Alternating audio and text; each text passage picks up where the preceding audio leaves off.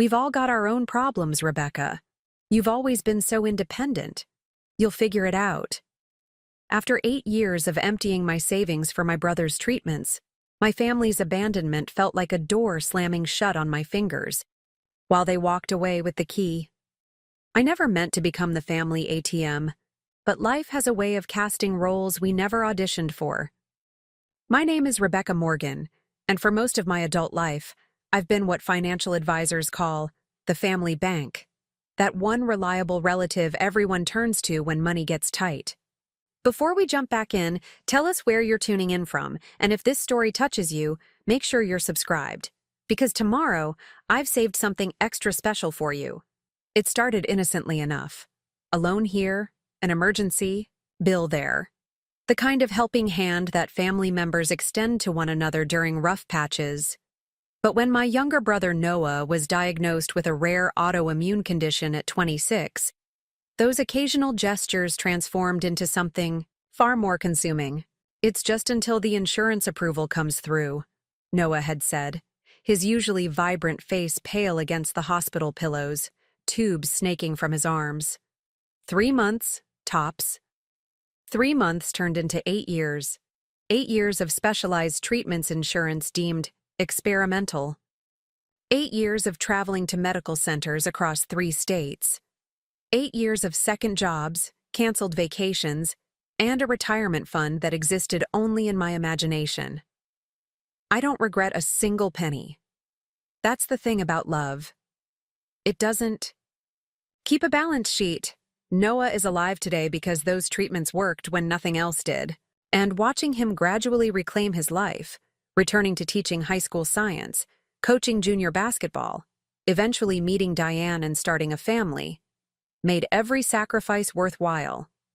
What I didn't realize was how my financial support had slowly reshaped my family's perception of me. "Rebecca's got it covered," became the unspoken assumption whenever money was needed. "She's doing so well with that tech consulting business of hers." My consulting firm was successful. Until it wasn't. That's the reality of entrepreneurship that glossy business magazines don't emphasize enough. Sustainability is never guaranteed. Market shifts happen. Key clients downsize. Economies contract. The first warning signs appeared last spring. 2. Major clients slashed their tech budgets within the same month. Another delayed payment on a completed project, citing cash flow issues. My business partner Mia and I implemented every contingency plan we had. But by summer, we faced an unavoidable truth. Without significant capital injection, Morgan Patel Consulting would collapse within months. I remember the exact moment I decided to approach my family. It was a Sunday afternoon in July, unseasonably cool for Chicago. I sat on my apartment balcony, watching raindrops create ripples in my untouched tea as I reviewed our company financials for the 100th time. The numbers hadn't magically improved since yesterday.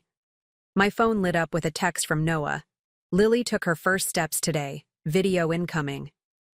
I smiled despite everything, watching my 2-year-old niece wobble determinedly across Noah and Diane's living room.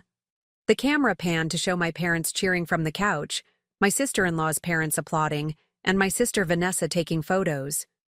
The whole family gathered to celebrate this milestone. Everyone except me, because I was trying to save the business that had helped save Noah's life. It was then that clarity struck. For years, I'd been the solution to their problems. Maybe now they could be part of the solution to mine. Not a handout, an investment. A short-term loan with proper terms, leveraging the equity in my parents' paid-off home, or tapping into the trust fund my grandparents had established for all of us. I didn't need all the money I'd spent on Noah's treatments, just enough to weather this storm until our new contracts materialized next quarter.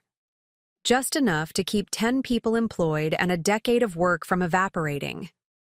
The next weekend, I drove to my parents' suburban home for their anniversary dinner. Everyone would be there, the perfect opportunity for a family discussion. I prepared a professional presentation, clear numbers, conservative projections, multiple repayment options. This wasn't about emotion. It was a sound business proposition with minimal risk. My mother's garden was in full bloom when I arrived, hydrangeas and black-eyed Susans creating bright bursts of color along the stone pathway. The familiar scent of my father's grilled chicken wafted through the air. Childhood memories surfaced with each step, learning to ride bikes in this driveway, homework at the kitchen table, Christmas mornings by the fireplace. This house represented security in my mind, a place where problems were solved together. Voices and laughter spilled from the back patio. I spotted Noah first, looking healthier than he had in years, chasing Lily through the sprinkler. My father stood at the grill, spatula in hand, deep in conversation with Diane's father. My mother and Vanessa arranged platters on the outdoor table while Diane bounced her 6-month-old son Patrick on her hip. It was a postcard of family happiness, a happiness made possible in part by my financial sacrifices. "There she is!" My mother spotted me first, waving enthusiastically. We were about to send a search party. Hugs were exchanged, drinks offered, and compliments on my new haircut received. Everything felt normal, comforting. I almost reconsidered bringing up business troubles on such a happy occasion. But as we settled around the table and my father raised a toast to family being there for one another through thick and thin, I knew this was exactly the right moment. After dinner, as conversation drifted to comfortable lulls, I cleared my throat. "I need to talk to you all about something important," I began, meeting each person's eyes in turn. "It's about my business." I explained the situation as straightforwardly as possible: the market downturn, the temporary cash flow issues, the solid contracts waiting on the other side of this rough patch. I detailed exactly how much capital we needed to bridge the gap and the timeline for repayment. "I've put together some options," I said, pulling out the folder I'd prepared. "My company has never missed a projection in 10 years of business. This isn't a handout, it's an investment opportunity with returns. I wouldn't ask if there were any other viable options." What followed was silence, not the thoughtful kind that precedes careful consideration, but the uncomfortable kind that signals reluctance. My father spoke first, setting down his wine glass with deliberate care. "Rebecca, honey, this isn't a good time. We've just committed to helping Vanessa with her down payment." Vanessa, my younger sister who had spent the past 3 years cycling through career paths, couldn't meet my eyes. "We can revisit this conversation in a few months," my mother added, her smile tight. "Maybe by then things will have turned around on their own." Noah, the brother whose medical bills I'd paid without hesitation, studied his plate. "Beck, you know I'd help if I could, but with the new baby and Diane cutting back her hours." I waited for someone, anyone, to acknowledge the years I'd supported Noah, to recognize that I had never once hesitated when he needed help, to offer even partial assistance or alternative suggestions. Instead, my father patted my hand and changed the subject to their upcoming cruise. The one they'd booked last month. First-class cabins. It was my mother who delivered the final blow, her voice carrying that particular tone of hers that disguised dismissal as encouragement. "We've all got our own problems, Rebecca. You've always been so independent. You'll figure it out." As family chatter resumed around me, I felt a profound shift in my perception, like a photograph suddenly coming into sharp focus after years of subtle blurring. I wasn't family. I was the family bank. And banks don't get bailouts from their customers. The realization didn't come with anger, not immediately. First came a curious detachment, as though I were observing the scene from outside myself. Then came clarity, about my place in this family dynamic, about the one-directional flow of support I had never questioned, about what I needed to do next. My business partner Mia called as I drove home that night, voice tight with controlled panic. "The Westfield contract just fell through. We need to talk contingencies." Gripping the steering wheel, I made a decision that would change everything. No contingencies, I said with unexpected calm. I have a different plan. Meet me at the office tomorrow at 7. Little did my family know that their rejection would spark the most innovative pivot of my career, and ultimately become the foundation of my greatest success. Sometimes being pushed to the edge doesn't result in a fall. Sometimes it forces you to build wings. The Morgan Patel Consulting Office occupied the 15th floor of a glass tower overlooking the Chicago River. Once a source of pride, the floor-to-ceiling windows now seemed like an extravagance we could no longer justify. I arrived before sunrise the morning after my family's rejection, the sky still inky beyond the glass. The emptiness of the space, designed for 20 employees, now housing just 10, echoed like a warning. Mia arrived minutes after I did, carrying 2 coffees and shadows under her eyes that matched mine. "You look surprisingly calm for someone whose business is circling the drain," she said, sliding a cup toward me. "I had an epiphany last night," I replied, powering up my laptop. "We've been looking at this all wrong." Before I could elaborate, my phone buzzed with a text from Noah. "Hey, about yesterday. I feel terrible. Let me know if you want to talk." I set the phone face down without responding. Mia raised an eyebrow. "Family didn't come through? They didn't even try." My voice came out steadier than I expected. "Noah's daughter took her first steps, Vanessa needs a down payment, and my parents booked a luxury cruise. Apparently, those were the priorities. The same Noah whose medical bills you covered for 8 years? The very same." Mia cursed under her breath. "After everything you did?" "Let's not focus on that right now," I interrupted, though her indignation on my behalf was oddly comforting. "I didn't ask you here to complain about my family. I asked you here because I have a proposal." Over the next 2 hours, we developed a plan that was equal parts desperation and inspiration. We would divest ourselves of the office space, transition to a fully remote model, and focus exclusively on our most profitable service line, financial resilience consulting for healthcare facilities. "It's a risky pivot," Mia acknowledged, "but the healthcare angle makes sense. Your experience with Noah's medical journey gives us credibility no competitor can match." By noon, I'd called a meeting with our remaining team. Standing before them, I felt a strange calm. "The company as we know it can't continue," I began, watching uncertainty ripple across their faces. "But I believe we can build something better from its foundation, something with purpose beyond profit."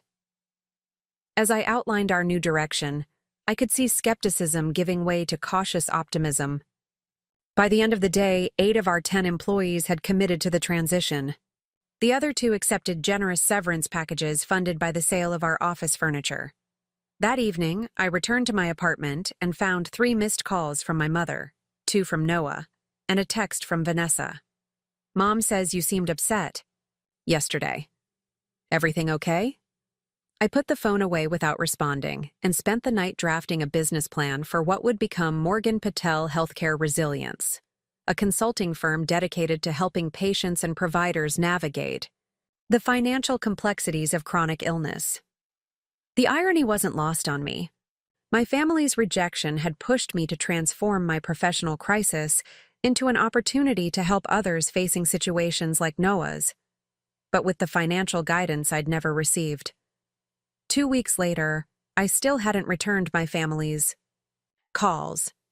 The distance felt necessary, protective. I was channeling all my energy into our company's rebirth, working 16-hour days from my apartment-turned-office. The first client for our new venture was a community hospital in Milwaukee facing bankruptcy, the same hospital where Noah had received his initial diagnosis.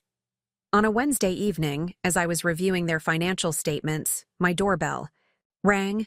I wasn't expecting anyone, and delivery services usually left packages in the lobby.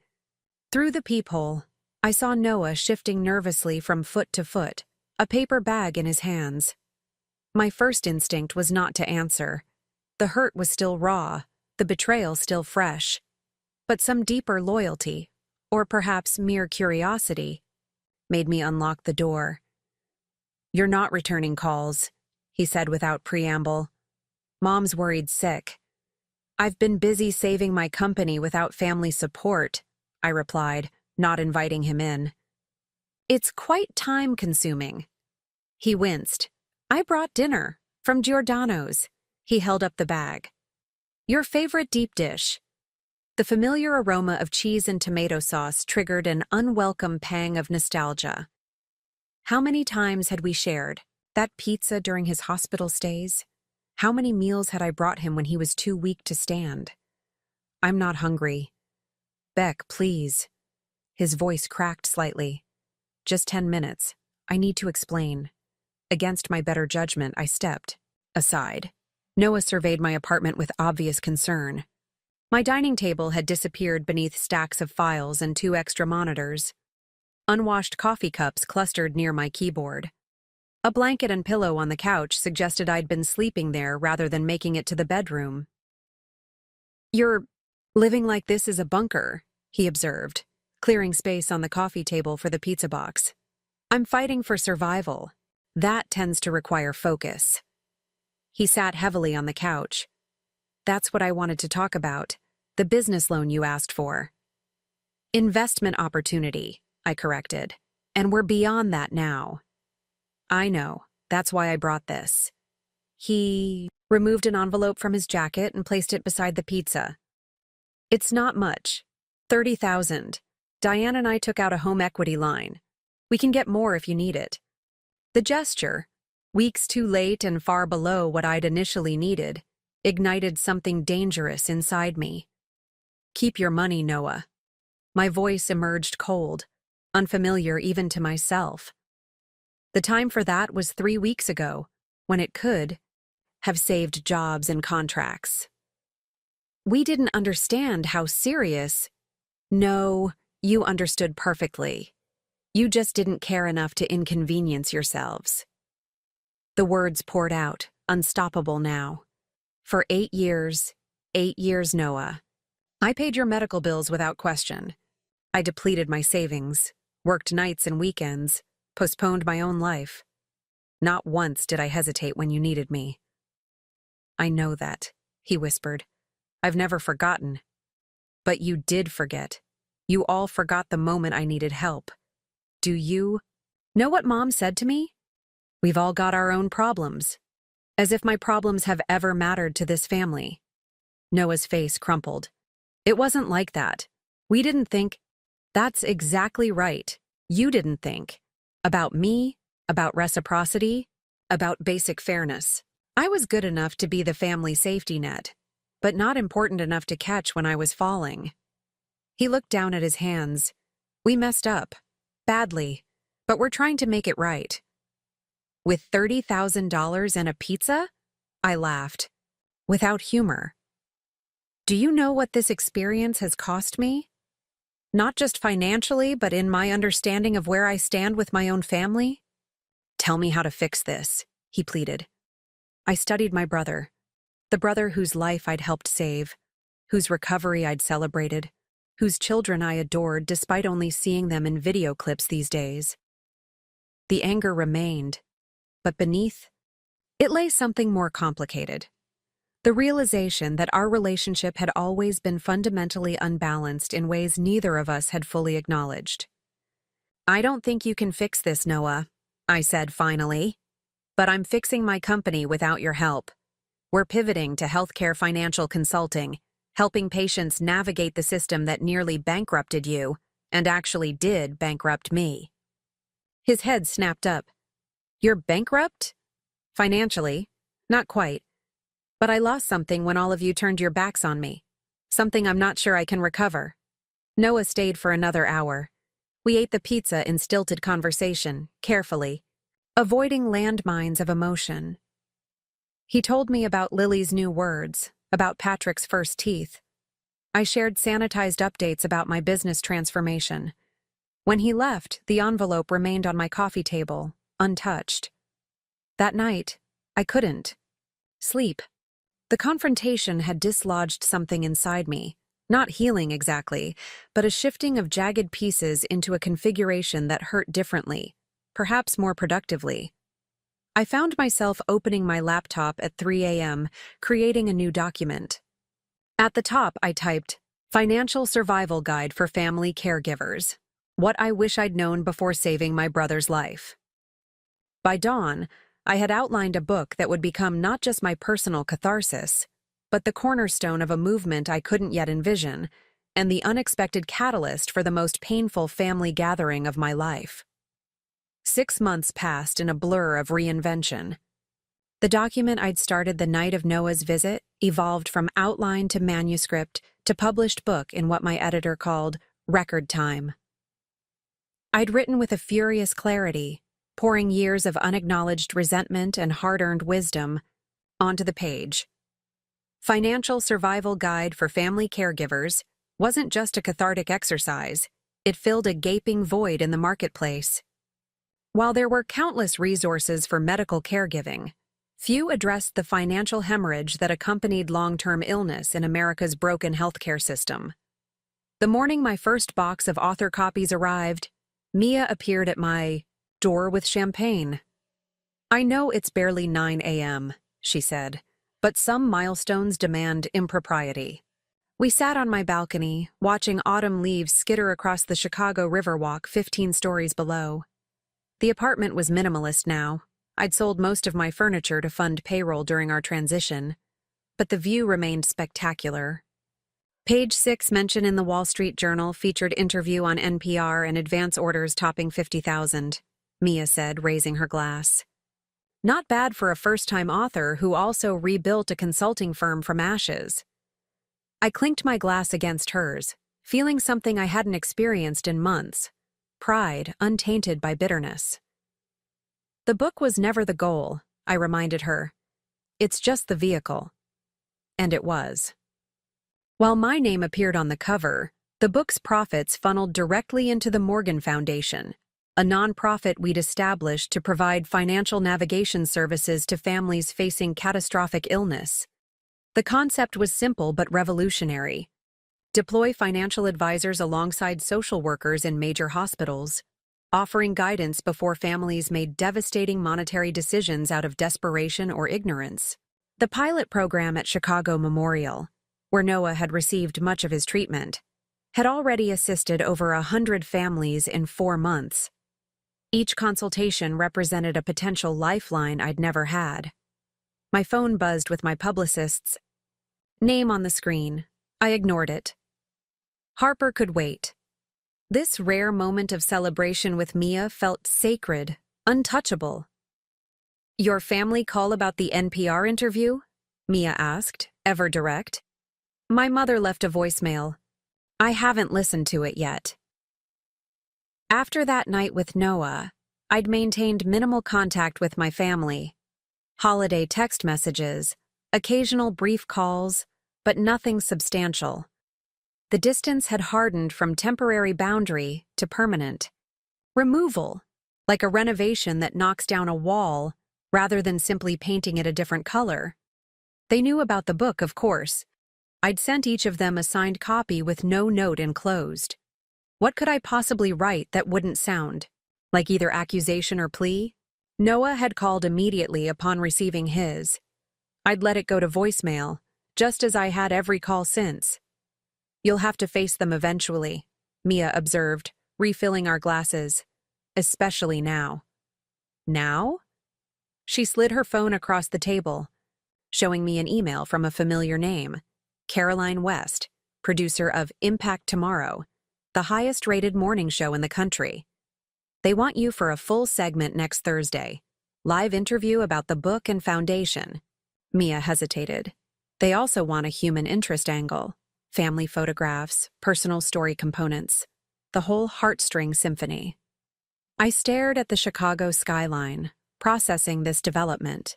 National television exposure would catapult the foundation's visibility, potentially attracting donors and hospital partners across the country.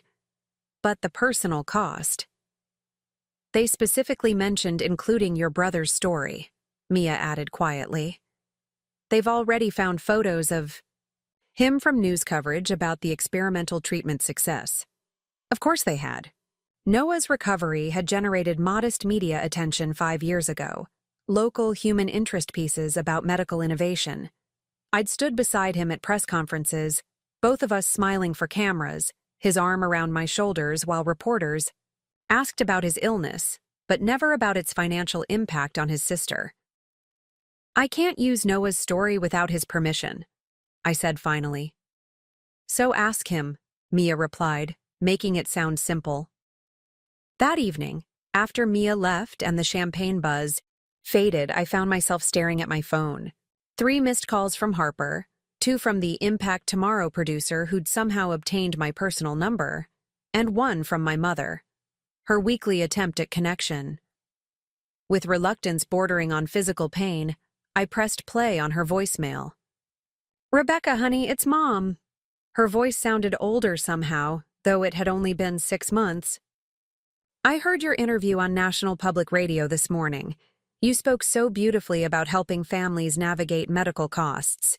Your father and I are just so proud isn't a big enough word. Please call when you can. We miss you terribly." I deleted the message and opened my email, responding to Caroline West with a tentative yes, while stipulating that I would need to secure family permissions before discussing specific cases. Then, with a sense of inevitable confrontation, I texted Noah. "Need to speak with you about a media opportunity involving your medical story. Professional matter. Can you talk tomorrow?" His response came within seconds. "Name the time and place. I'll be there."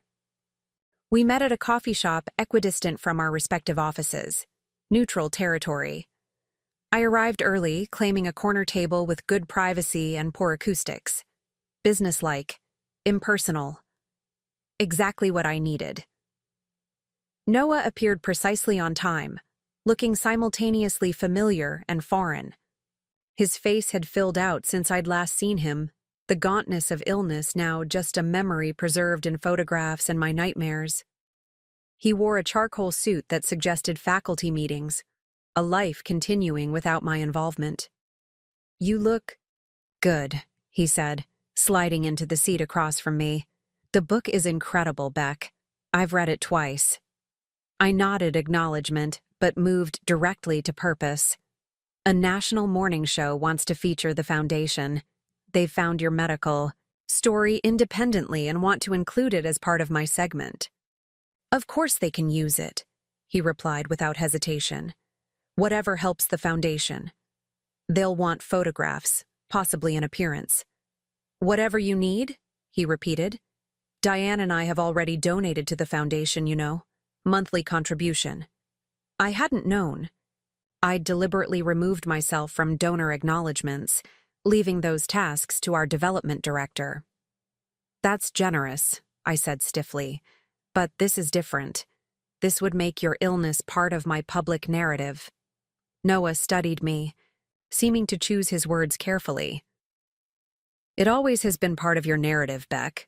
The difference is now you're controlling how that story gets told." Something about his insight, unexpected and uncomfortably accurate, cracked my professional veneer. "And what if I tell it honestly? What if I explain how I financially supported you for 8 years, then got abandoned by my entire family when I needed help? Is that a story you want shared on national television?" Noah didn't flinch. "If that's the story that needs telling, then tell it.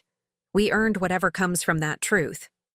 His calm acceptance deflated my defensive anger. I'd expected resistance, not surrender.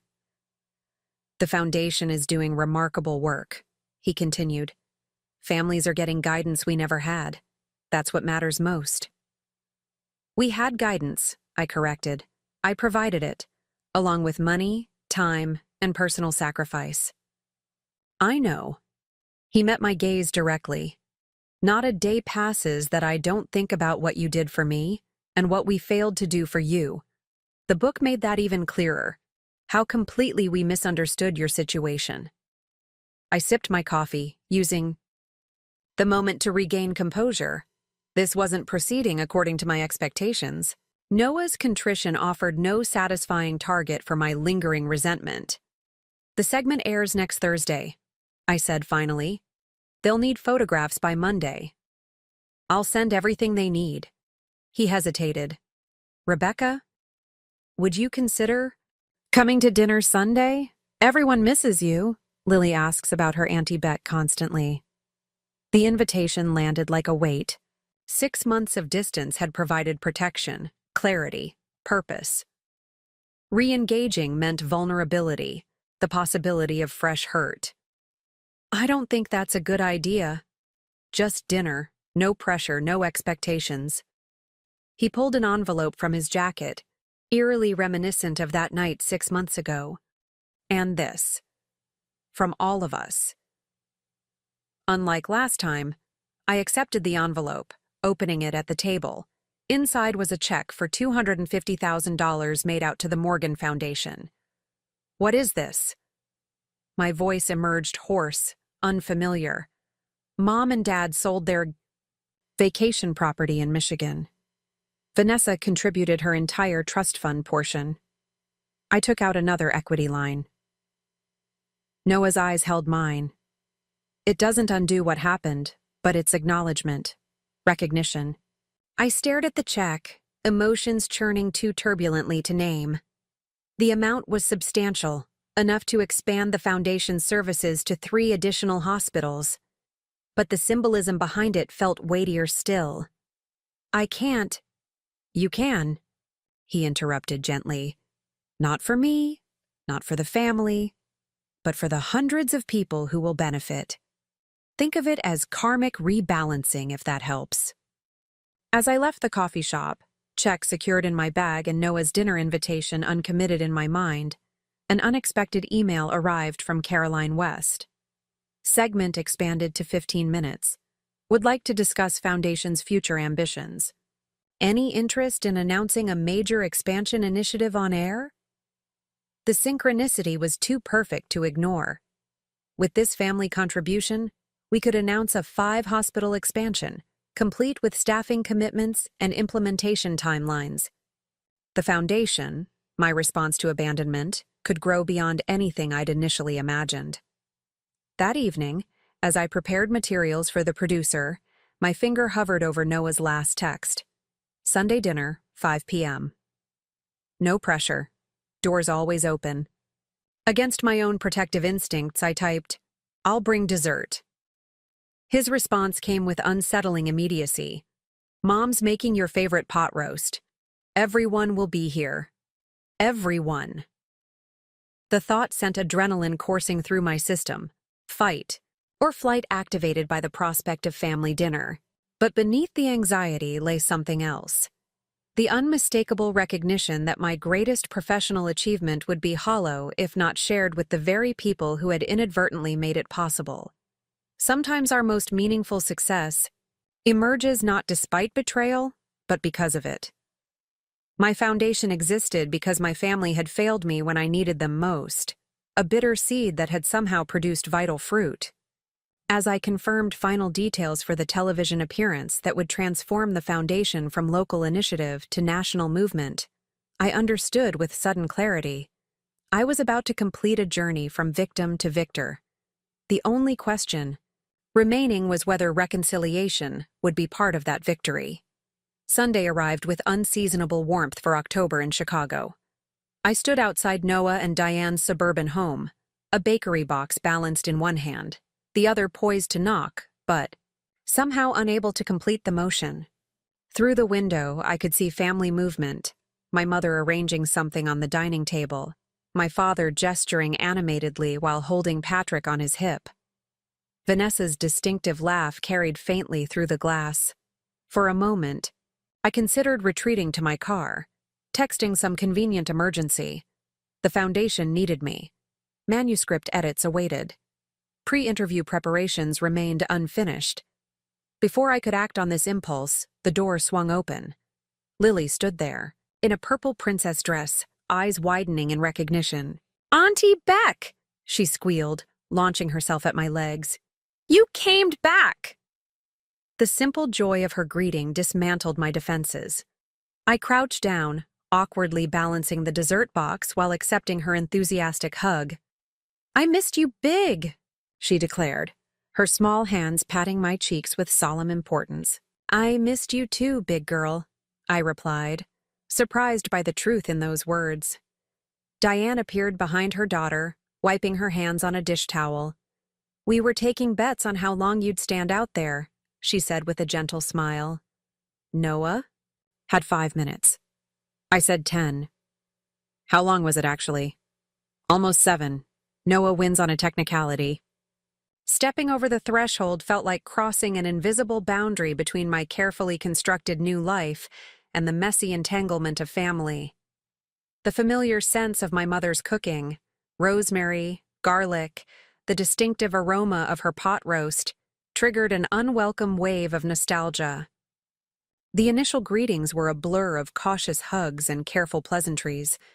My mother's eyes shone with unshed tears. My father squeezed my shoulder a beat too long. Vanessa studied me with uncharacteristic thoughtfulness. "You look different," she observed during a brief moment alone in the kitchen. "More.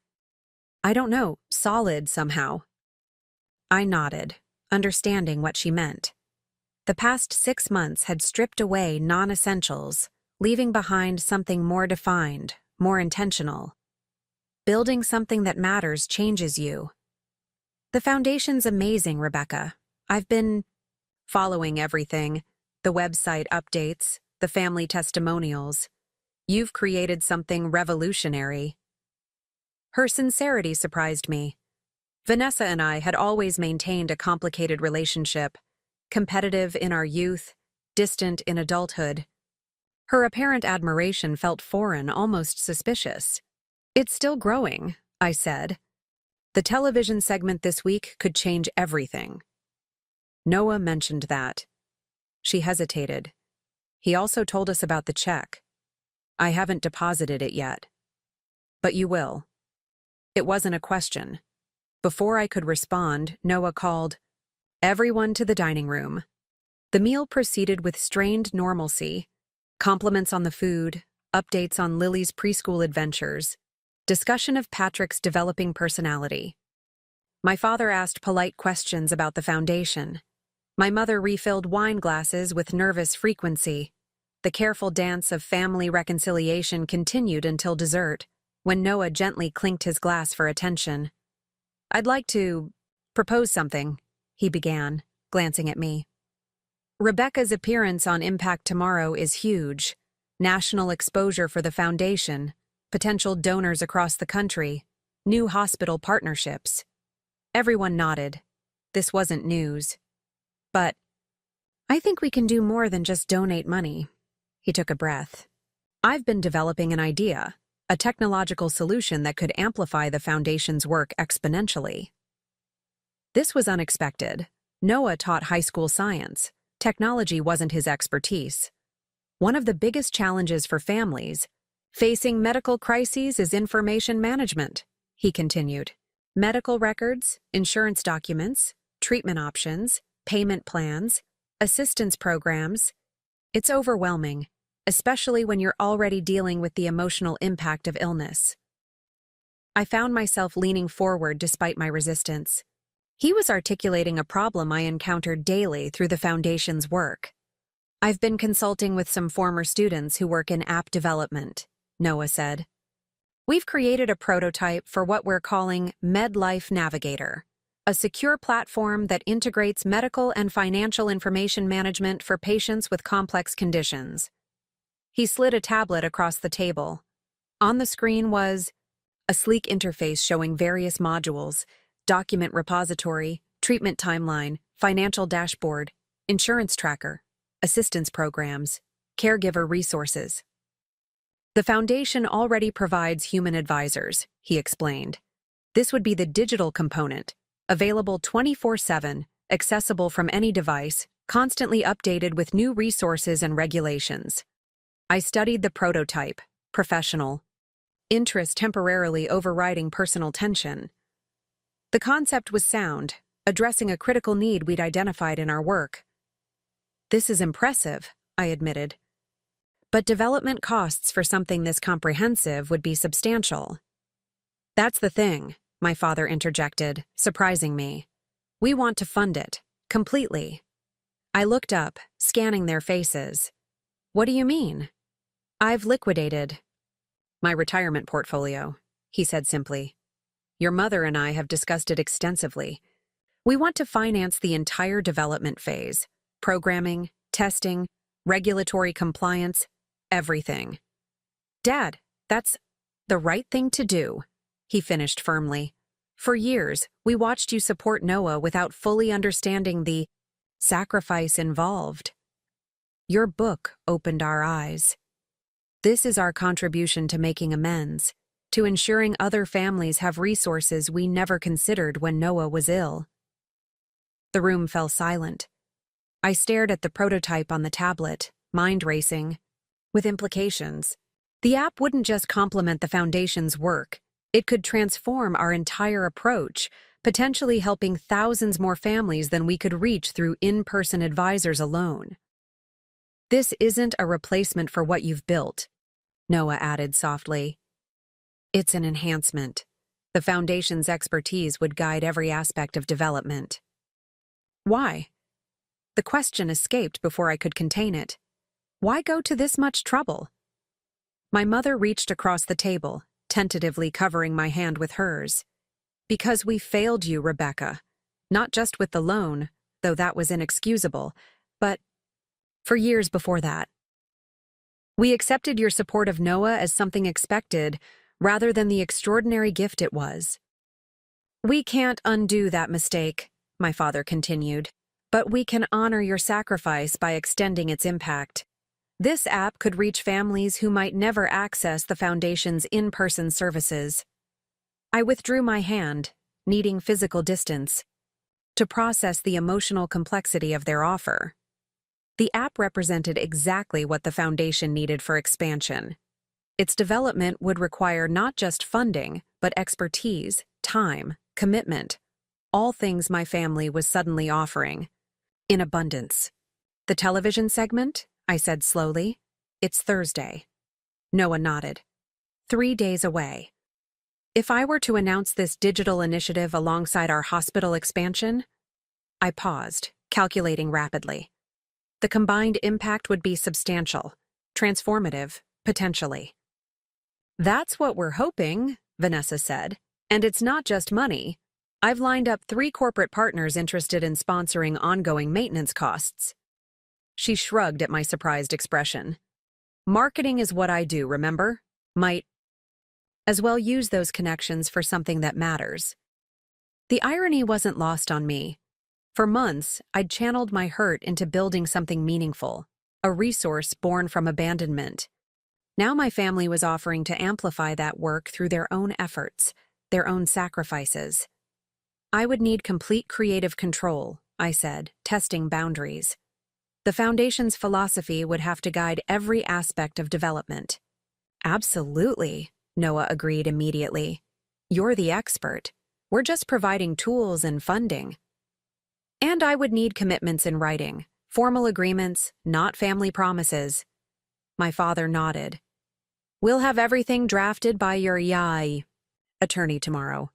I studied each of them in turn. These people whose rejection had sparked my greatest professional innovation, now offering resources to expand that vision beyond anything I could accomplish alone.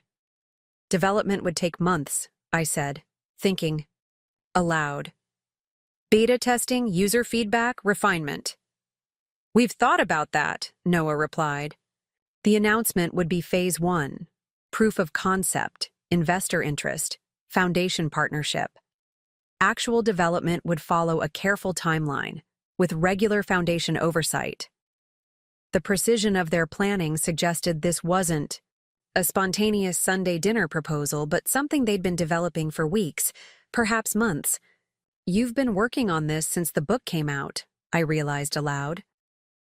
Diane spoke for the first time. Since before that, actually.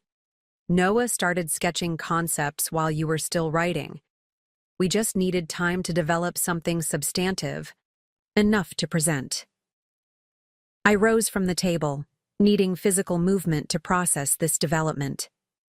Through the dining room window, I could see Lily and Patrick playing in the backyard under Vanessa's watchful eye, family continuing its rhythms, while momentous conversations unfolded indoors. The app prototype remained on the table, a digital bridge between my professional achievement and my family's attempt at redemption. It represented exactly what the foundation needed, but came from the very people whose actions had necessitated its creation. "I need to think," I said finally. "Of course," my mother replied too quickly. "Take whatever time."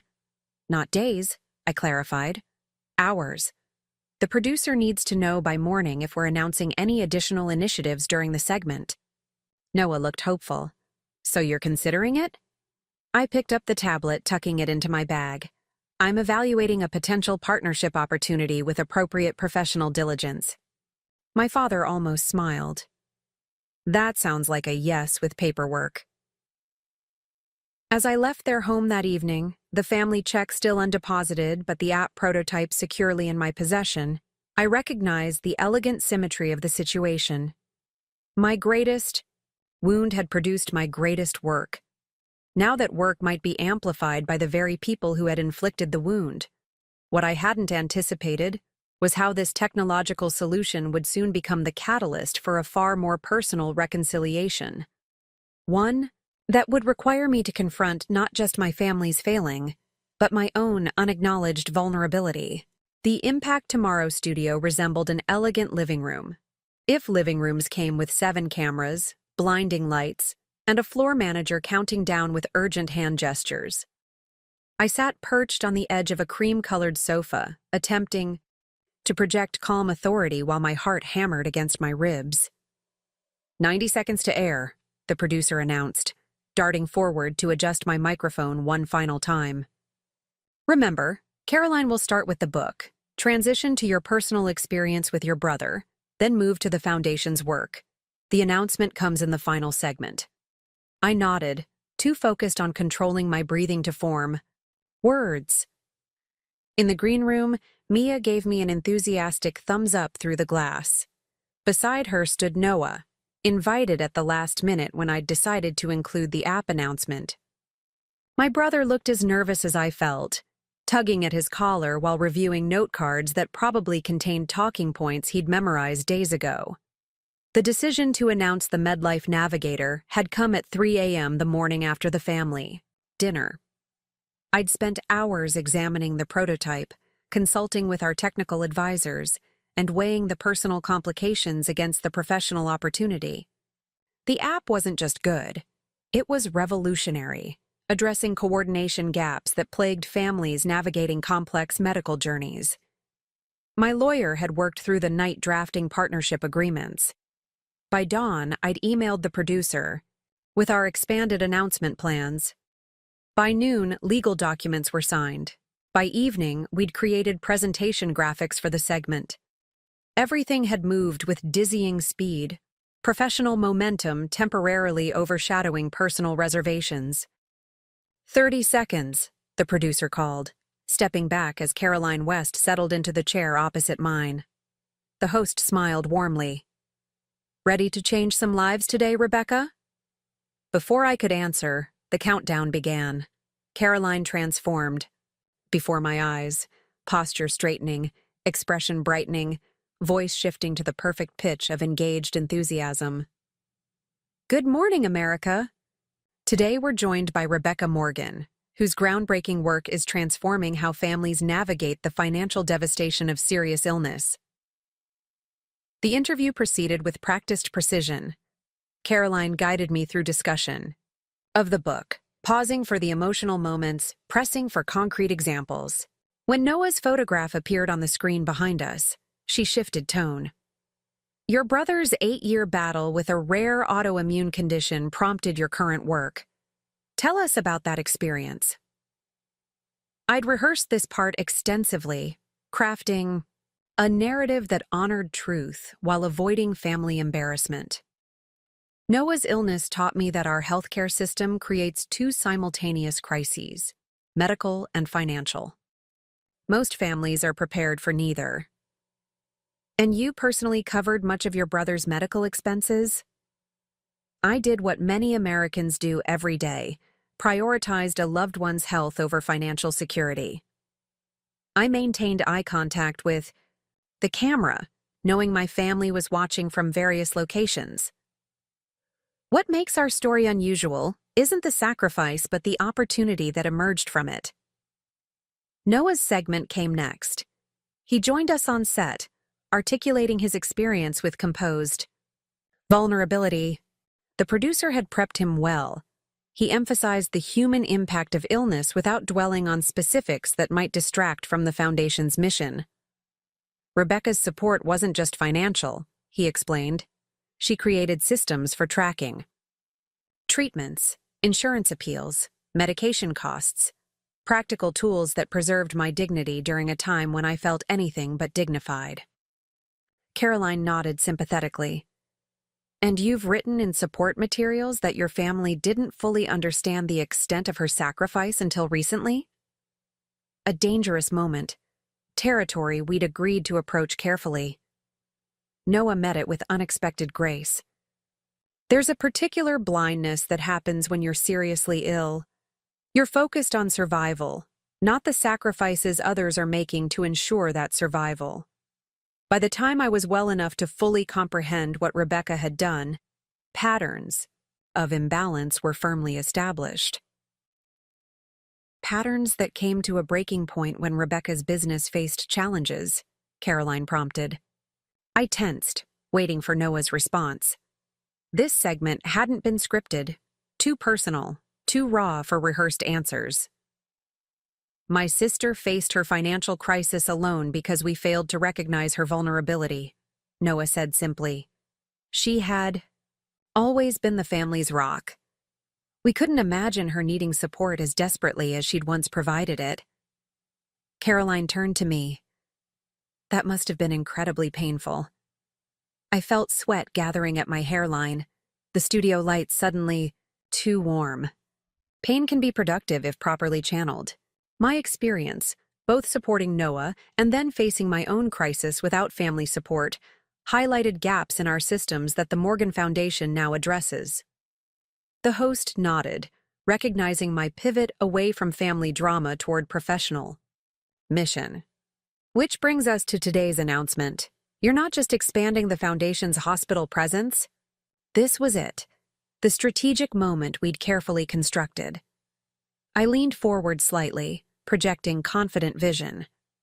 Today marks a transformation in how we support families facing medical crises. While the Morgan Foundation will continue expanding our in-person services to 5 additional hospitals nationwide, we're also launching development of MedLife Navigator, a comprehensive digital platform that integrates medical and financial management for patients with complex conditions. The monitor behind us displayed the app's interface as I explained key features. Noah interjected occasionally, highlighting technical elements and implementation timelines. Caroline asked appropriately impressed questions about accessibility, security, and scalability. This ambitious project represents a $3 million investment, Caroline noted. How is the Foundation funding such extensive development? The question hung in the air for a beat longer than comfortable. Noah and I exchanged glances. This particular detail had been debated extensively in preparation sessions. The initial development phase is being fully funded by my family, I said finally. They've committed personal resources to ensure this. Tool reaches families who desperately need coordination support. Caroline's perfectly shaped eyebrows rose slightly. She recognized the narrative significance. The same family who wasn't able to support your business when you needed help? The directness of her question startled me. We hadn't prepared for such explicit linking of past wounds to present collaboration. Noah intervened before I could respond. The same family who learned a difficult lesson about reciprocity and is committed to honoring my sister's vision. Our support of the app isn't about personal redemption. It's about extending the impact of Rebecca's work to help thousands of families avoid the mistakes we made. The producer made a subtle gesture indicating our segment was running long. Caroline nodded acknowledgement, and transitioned to closing questions about how viewers could support the Foundation's work. As the camera lights dimmed and microphones were detached, Caroline leaned forward. That was powerfully authentic. The family reconciliation angle will generate significant coverage. That wasn't our intent, I said quickly. She smiled with media-savvy understanding. The best stories never are. In the green room afterward, Mia embraced me. You were brilliant, poised, authoritative, compelling. The Foundation's website is already seeing unprecedented traffic. Noah stood slightly apart, watching our celebration with an expression I couldn't quite interpret. When our eyes met, he offered a tentative smile. Thank you for including me. The app was your idea, I acknowledged. It made sense for you to present it. Not just that. He gestured vaguely at the studio beyond. For allowing me to acknowledge our failure publicly, to take responsibility. Before I could respond, my phone rang, the Foundation's development director. Rebecca, the response is overwhelming. We've received over $500,000 in donations in the past 30 minutes, and 3 hospital systems have reached out about potential partnerships. The strategic opportunity we'd constructed, combining the Foundation expansion with the app announcement, was yielding results beyond our projections. By the time we left the studio, my team had scheduled emergency planning sessions to manage the influx of support and interest. In the parking garage, Noah paused beside his car. What happens now? He asked, the question encompassing more than post-interview logistics. I studied my brother in the harsh fluorescent lighting, the person whose illness had reshaped my financial future, whose recovery had given me profound purpose, whose family's rejection had sparked my greatest professional innovation, and whose technological solution might now extend that innovation beyond anything I could achieve alone. Product development meetings start tomorrow, I said, deliberately focusing on professional next steps. The Foundation's technical team will need to integrate with your developers. We should establish regular coordination protocols. I meant, with us, the family. He met my gaze directly. Was this a one-time collaboration or the beginning of something else? The question stripped away professional pretense, exposing the personal uncertainty beneath our carefully constructed partnership. The app announcement had created a bridge between my work and my family, strategic for the Foundation but unresolved in its personal implications. I don't know, I admitted. This isn't as simple as launching an app or expanding a foundation. Trust doesn't redevelop according to project timelines. But it can redevelop?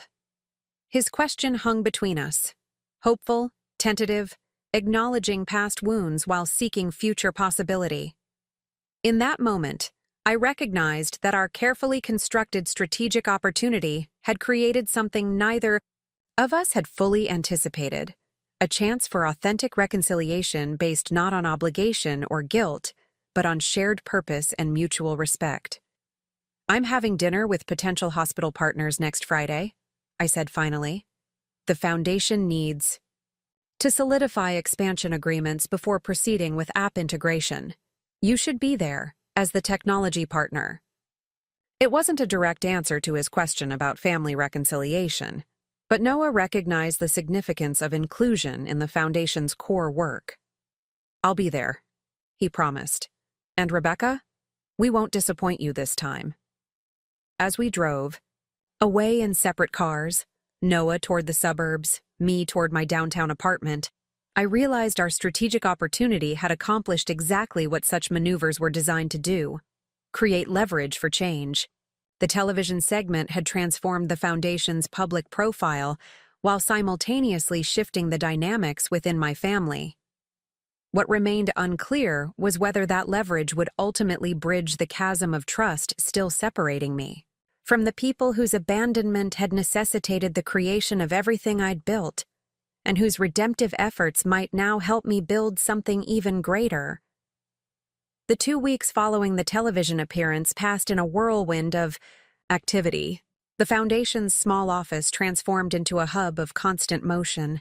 New volunteers answering phones, tech consultants evaluating integration requirements, hospital administrators arriving for partnership discussions. Our staff had doubled, then tripled, necessitating a move to larger space in the same building. Through it all, Noah appeared regularly, sometimes scheduled, sometimes unexpected. He brought coffee during late planning sessions, entertained waiting hospital executives with personalized demos, and stayed after hours to refine technical specifications with our development team. His dedication to the app's evolution was undeniable, his expertise increasingly valuable as the project expanded beyond initial projections. I maintained professional distance despite his persistent presence, cordial but guarded in our interactions. The wounds of abandonment hadn't magically healed with one television appearance or one successful collaboration. Trust, once fractured, required more than good intentions to restore. On Friday evening, I remained alone in my new corner office, reviewing hospital partnership agreements. Our legal team had flagged several potential conflicts with existing programs, requiring careful revision before Monday's signing ceremony. My concentration was broken by a soft knock. "You missed dinner again," Noah said, entering with a paper bag emitting promising aromas. "The hospital team from Mayo left an hour ago." I glanced at my watch, surprised to find it was nearly 9. "We rescheduled for breakfast tomorrow. Contract language needed adjustments." He set the bag on my desk, removing containers of Thai food, my usual order from the restaurant down the street. "Figured you hadn't eaten. The delivery guy knows you by name, which seems concerning." Occupational hazard of rebuilding a company while simultaneously launching a foundation and developing an app. I accepted the offered container with reluctant gratitude, hunger overtaking my desire for solitude. Noah settled into the chair opposite my desk, opening his own dinner. For several minutes, we ate in companionable silence, the kind that emerges between people with shared purpose, if not fully shared trust. "The development team finalized the user interface today," he said eventually. "They've incorporated all the Foundation's recommendations. It's ready for initial testing." "That's remarkably fast." "We had a motivated team." He hesitated. "And I may have offered significant completion bonuses." I set down my fork. "Noah, the budget isn't your concern," he finished. "The family's commitment covers all development costs, remember? Including incentives for accelerated timelines." The reminder of his financial involvement, his family's investment in my vision, still triggered complicated emotions. Their money now propelled my work forward, creating an interdependence I hadn't fully reconciled with my lingering resentment. "There's something else," Noah continued. "The testing phase requires simulation of real-world scenarios, actual medical cases with corresponding financial complications. We need authentic experiences to validate the system's effectiveness." "The Foundation has numerous case studies we can adapt," I offered. "Anonymized but realistic." "The development team thinks we need something more dynamic." Noah's eyes met mine. "Live testing with actual family scenarios, including direct observation of user interactions." I sensed where this was heading. "You want to use Foundation clients as test subjects?" "Not exactly." He took a deep breath. "I want us, you, me, Mom, Dad, Vanessa, to use it to reconstruct my illness.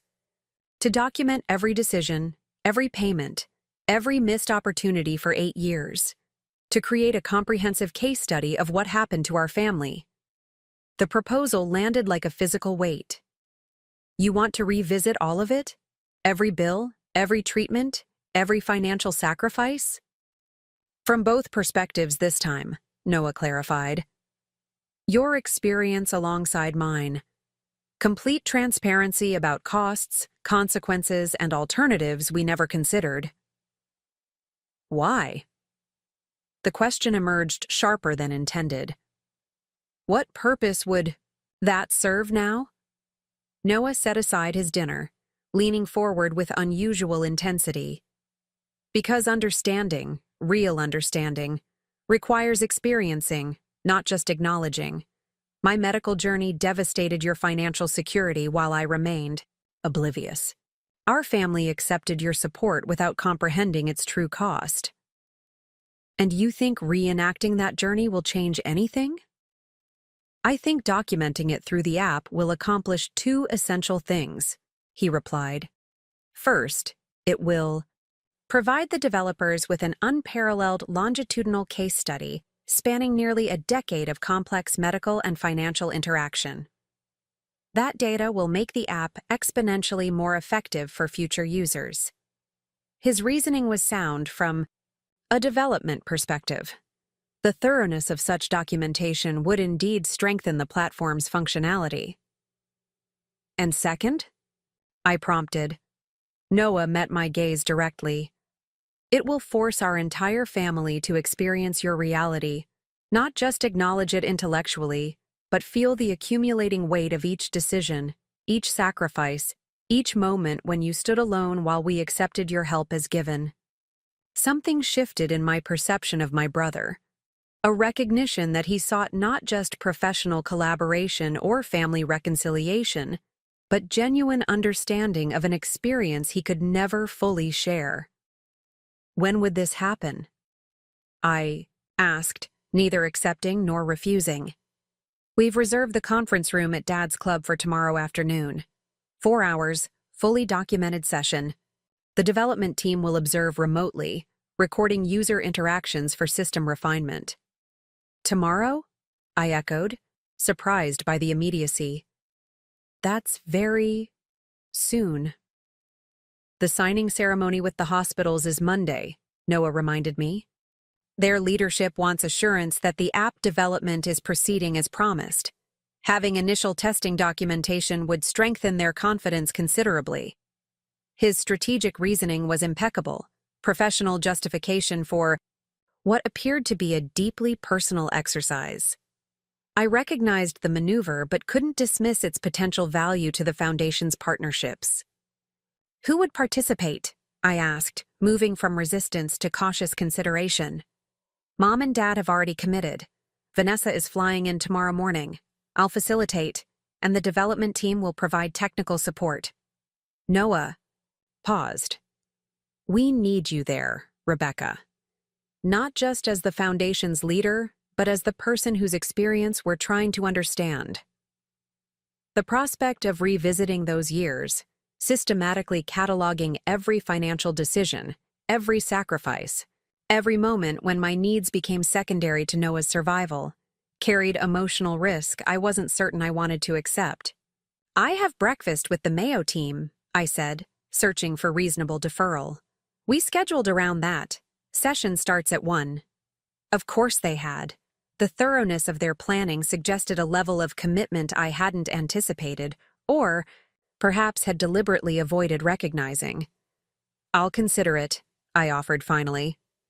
Noah accepted this partial victory with a nod. That's all I'm asking. The next morning, after successfully negotiating final terms with the Mayo Hospital representatives, I found myself standing outside the private conference room at my father's downtown club. Through the frosted glass, I could see family silhouettes, my mother arranging documents, my father gesturing as he spoke, Vanessa setting up a laptop. Noah stood slightly apart, speaking with a young woman I assumed was from the development team. For several minutes, I observed this tableau of preparation. My family assembled to dissect years of financial sacrifice and interpersonal failure. The exercise seemed simultaneously necessary and futile, potentially revelatory, yet painfully exposing. With reluctant resolve, I pushed open the door. Conversation stopped as I entered. My mother stepped forward first, hesitant affection in her expression. You came. I'm here professionally, I clarified. As the Foundation's representative. Noah introduced Priya, the app's lead developer, who explained the session structure. We'll proceed chronologically through major medical events, documenting treatments, costs, payment sources, and financial impact. The goal is comprehensive data collection while testing the app's functionality in complex scenarios. The conference table displayed an unsettling array of materials: medical records, insurance statements, bank documents, foundation research. 8 years of crisis distilled into organized piles of paper and digital files. "Where did you get all this?" I asked, recognizing documents I'd assumed were long discarded. "Mom kept everything," Noah explained. "Every bill, every insurance denial, every payment record. She just never processed what they meant collectively." My mother nodded, unexpected tears brightening her eyes. "I saved the papers but didn't understand the story they told about you, Rebecca." Priya directed each of us to iPads loaded with prototype versions of the MedLife Navigator app. "We'll input information collaboratively, tracking both medical progression and financial impact simultaneously." What followed was the most extraordinary 5 hours of my adult life. A meticulous reconstruction of Noah's illness and my corresponding financial disintegration. We began with diagnosis, documenting initial treatments and insurance responses. As we progressed through experimental therapies and specialist consultations, we simultaneously tracked my growing financial commitments: liquidated investments, second mortgage, depleted retirement accounts. The app created parallel timelines: Noah's physical improvement alongside my financial decline. Visualizations depicted the inverse relationship between his health metrics and my financial stability. Resource algorithms identified assistance, programs we'd never known existed, and financing options I'd never considered. February 2019, my father read from a medical summary. "Experimental immunotherapy approved, but not covered by insurance. Estimated out-of-pocket cost, $187,000. Silence fell as everyone turned to me. "I sold my condo," I said quietly, entering the information into the app. "Took a $42,000 loss in a buyer's market. Moved to a one-bedroom apartment with significant early lease termination penalties from my previous place." The app calculated the long-term financial impact: lost equity, additional interest costs on subsequent debt, tax implications of the transaction. "You never told us," my mother whispered. "You never asked," I replied without accusation, the simple truth hanging between us. As the timeline progressed, my family's expressions transformed from clinical observation to growing horror. The aggregate effect of seemingly isolated financial decisions revealed a devastating pattern: systematic dismantling of my financial security while Noah gradually recovered. When we reached the final medical milestone, Noah's transition to maintenance therapy, Priya directed us to a summary screen displaying total impact analysis. The figures silenced the room. 8 years of medical costs, 8 years of my financial sacrifices, 8 years of opportunities lost, security abandoned, future stability compromised. "I had no idea," Noah said, voice barely audible. "The totality of it." My father stared at the screen, complexion ashen. "When you came to us for help with your business, we dismissed a request for 1/10 of what you'd given without hesitation." The app's final analysis module performed a simulation particularly painful in its clarity. A projection of where my finances would be today had I not supported Noah's medical journey, contrasted with my actual financial position following years of systematic depletion. "This is why the foundation exists," I said, breaking the weighted silence. "This precise scenario plays out for thousands of families every day. Sacrifice disguised as choice, financial devastation masked as loving support." Vanessa, uncharacteristically quiet throughout the session, looked up from her iPad. "The app does more than document past decisions. It models alternative approaches for current situations." She turned her screen toward me, showing a detailed pathway for rebuilding financial security after catastrophic medical expenditure. We designed that module specifically for caregivers recovering from extended support periods, Priya explained. The Foundation's research showed significant post-care financial trauma among primary support providers. As the technical team collected our devices and began packing equipment, my family remained seated, a collective stunned silence enveloping the conference room. The depth of understanding I'd sought for years had finally been achieved, not through explanation or persuasion, but through systematic, data-driven immersion in my experience.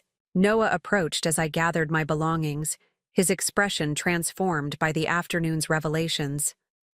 I knew intellectually what you'd sacrificed, but feeling it, seeing it mapped in detail. He struggled for words. It's different, overwhelming. That's why the app matters, I acknowledged.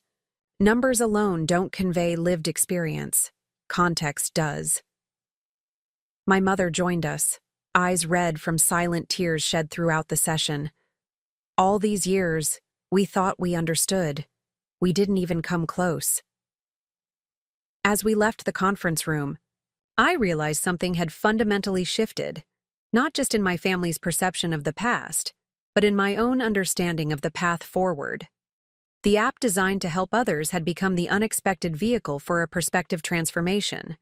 None of us had fully anticipated. The experience had forced my family to inhabit my reality, not through imagination or empathy, but through methodical reconstruction of choices, consequences, and cumulative impact. In doing so, it had created the possibility for understanding, deeper than mere acknowledgement, reconciliation based on shared truth rather than obligation. Walking to my car, I received a text from Priya. Testing session exceeded expectations. Data invaluable for development. Ready to proceed with hospital demonstration on Monday. The message confirmed the professional success of our exercise. What remained unquantified was its personal impact, the transformation occurring in 5 people who had entered that room as fractured family and departed with a shared experience that might, possibly, become the foundation for something new. Monday morning arrived with the peculiar clarity that follows emotional upheaval. The Foundation's lobby buzzed with anticipation. Hospital executives in pressed suits mingled with board members. Media representatives hovered near the refreshment table, and development team members conducted final system checks on the demonstration stations. I stood slightly apart, reviewing my presentation notes while observing this convergence of opportunity. Today's partnership signing would formalize the Foundation's expansion to 5 major hospital systems, a milestone achievement made possible by my family's rejection and subsequent redemptive efforts. Everything's ready, Mia reported, appearing at my side with 2 coffee cups. Demonstration stations are operational, partnership agreements are finalized, press packets are distributed. We're just waiting for your family to arrive for the app presentation. I accepted the coffee gratefully. Any word from Noah? His team is running final diagnostics upstairs. Your parents and sister arrived a few minutes ago. They're in the conference room with the Mayo representatives. The mention of my family triggered an unexpected flutter of anxiety. Since Saturday's testing session, we'd maintained communication exclusively through technical channels, Noah sending system updates, my father forwarding contract reviews from his attorney, Vanessa sharing media coverage analyses. The emotional aftermath of our shared experience remained unaddressed, deferred by mutual unspoken agreement until after today's event. 5 minutes until we start, Mia reminded me, glancing at her watch. Need anything else? I'm fine, I assured her, though fine inadequately described the complicated amalgam of professional confidence and personal uncertainty I was experiencing. The conference room had been transformed for the occasion. Rows of chairs faced a small stage, demonstration stations lined the perimeter walls, and professional lighting highlighted the Foundation and MedLife Navigator logos projected behind. The podium. As I entered, hospital executives rose to greet me, board members offered encouraging nods, and journalists positioned recording devices.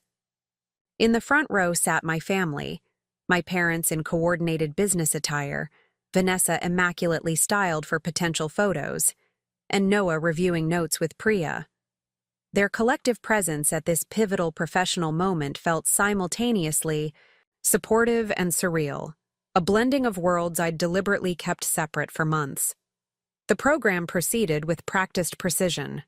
I welcomed attendees, outlined the Foundation's expanded hospital initiatives, and introduced the partnership representatives.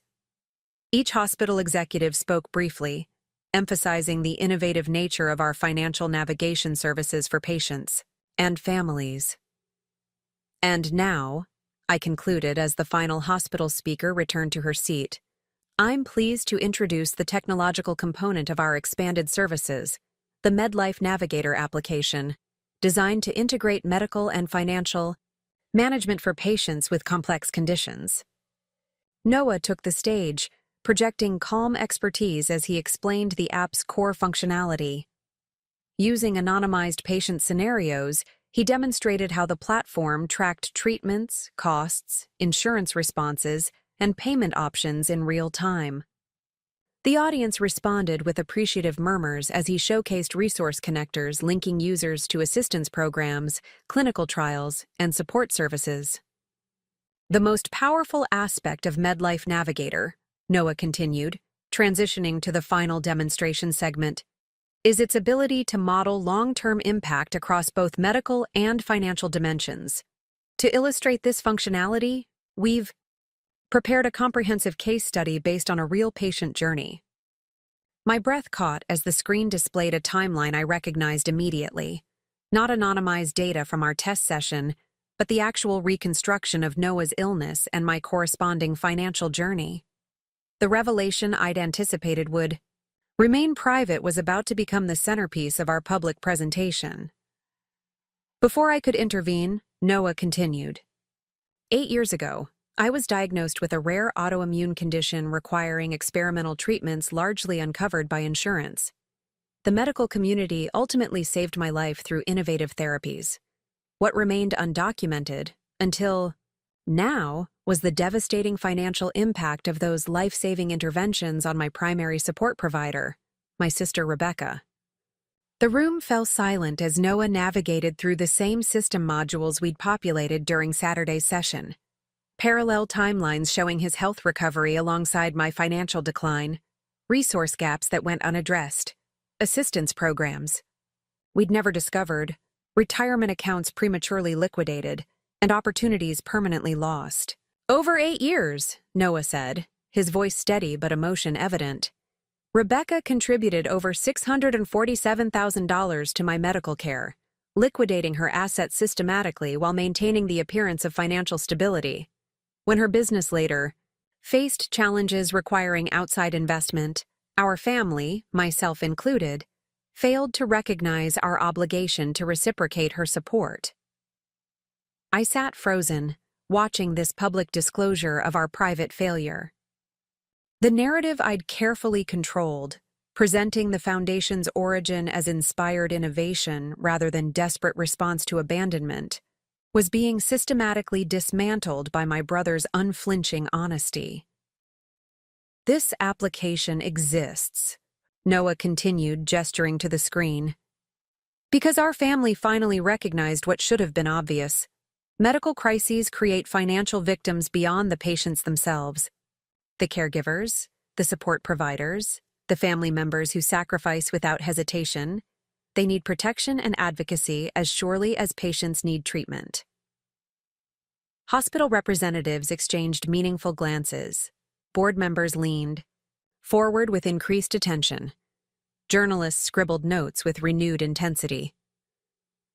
The Morgan Foundation emerged from this precise scenario, Noah acknowledged, meeting my gaze directly. It exists because our family failed to understand the true cost of caregiving until it was almost too late. MedLife Navigator ensures other families won't repeat our mistakes. It makes the invisible visible, the unacknowledged undeniable. As Noah concluded his presentation, the room erupted in applause. Not the polite professional acknowledgement of technological innovation, but the emotional response to authentic human revelation. I remained seated, processing the implications of my brother's public disclosure. The truth I'd contained within carefully constructed professional boundaries had been deliberately, strategically released. Following the formal presentation and signing ceremony, journalists surrounded Noah, seeking elaboration on the personal story behind the foundation and app. Hospital executives approached me with newfound appreciation for the personal experience, informing our programs. Board members expressed admiration for the transparency embedded in our mission. When the crowd finally thinned, I found Noah in the demonstration area, shutting down equipment with Priya and her team. "You didn't warn me," I said quietly. He straightened, dismissing the technical team with a nod before turning to face me. "Would you have approved?" "No. That's why I didn't ask." His expression held neither defiance nor apology, only calm certainty. The foundation's work is too important to be built on partial truths. You exposed our family's failure to an audience of journalists and potential partners. I exposed our family's journey to understanding, he corrected. The failure was private. The learning should be public. I studied my brother, the person whose illness had begun this complicated journey, whose recovery had proceeded alongside my financial decline, whose family's rejection had sparked my professional reinvention, and whose honesty had now stripped away the protective narrative I'd constructed around it all. "You changed the foundation's story today," I said finally. "From clinical financial navigation service to personal redemption project." "I revealed its true origin," Noah countered, "which makes its purpose infinitely more compelling." Before I could respond, my father approached, hospital contracts in hand. The Mayo representative added additional facilities to their implementation timeline, says their board was particularly moved by the personal element of our presentation. Northwestern and Cleveland Clinic are requesting expanded services as well, my mother added, joining us with Vanessa. They want caregiver financial counseling as a standard component of their patient support programs. Vanessa scrolled through her phone. Social media response is overwhelming. MedLife Navigator and Morgan Foundation are trending nationally. Personal stories are already flooding in, families sharing similar experiences, thanking us for acknowledging the financial impact on caregivers. The professional implications were undeniable. Noah's truth revelation had transformed our narrative, from institutional innovation to human mission, resonating far more powerfully than my carefully constructed presentation ever could. This wasn't just about the foundation, was it? I asked Noah when our parents stepped away to speak with lingering board members. He met my gaze directly. "Saturday's session showed us what you experienced. Today, I wanted everyone else to understand it too, not just as a business case, but as human reality." "Why?" "Because authentic healing requires complete truth," he said simply. "For 8 years, you carried my burden alone. For 6 months, you built the foundation alone. I couldn't change either of those realities, but I could ensure you wouldn't carry the story alone." His words penetrated the protective barrier I'd maintained since that family dinner when they'd rejected my request for help, the moment that had simultaneously broken and birthed me. Noah hadn't just acknowledged our family's failure, he'd claimed public ownership of it, transforming private shame into shared mission. As the event concluded and staff began dismantling the presentation area, Mia approached with barely contained excitement. "Rebecca, you need to see this. Donation notifications are overwhelming our system. We've received over $2 million since Noah's presentation ended.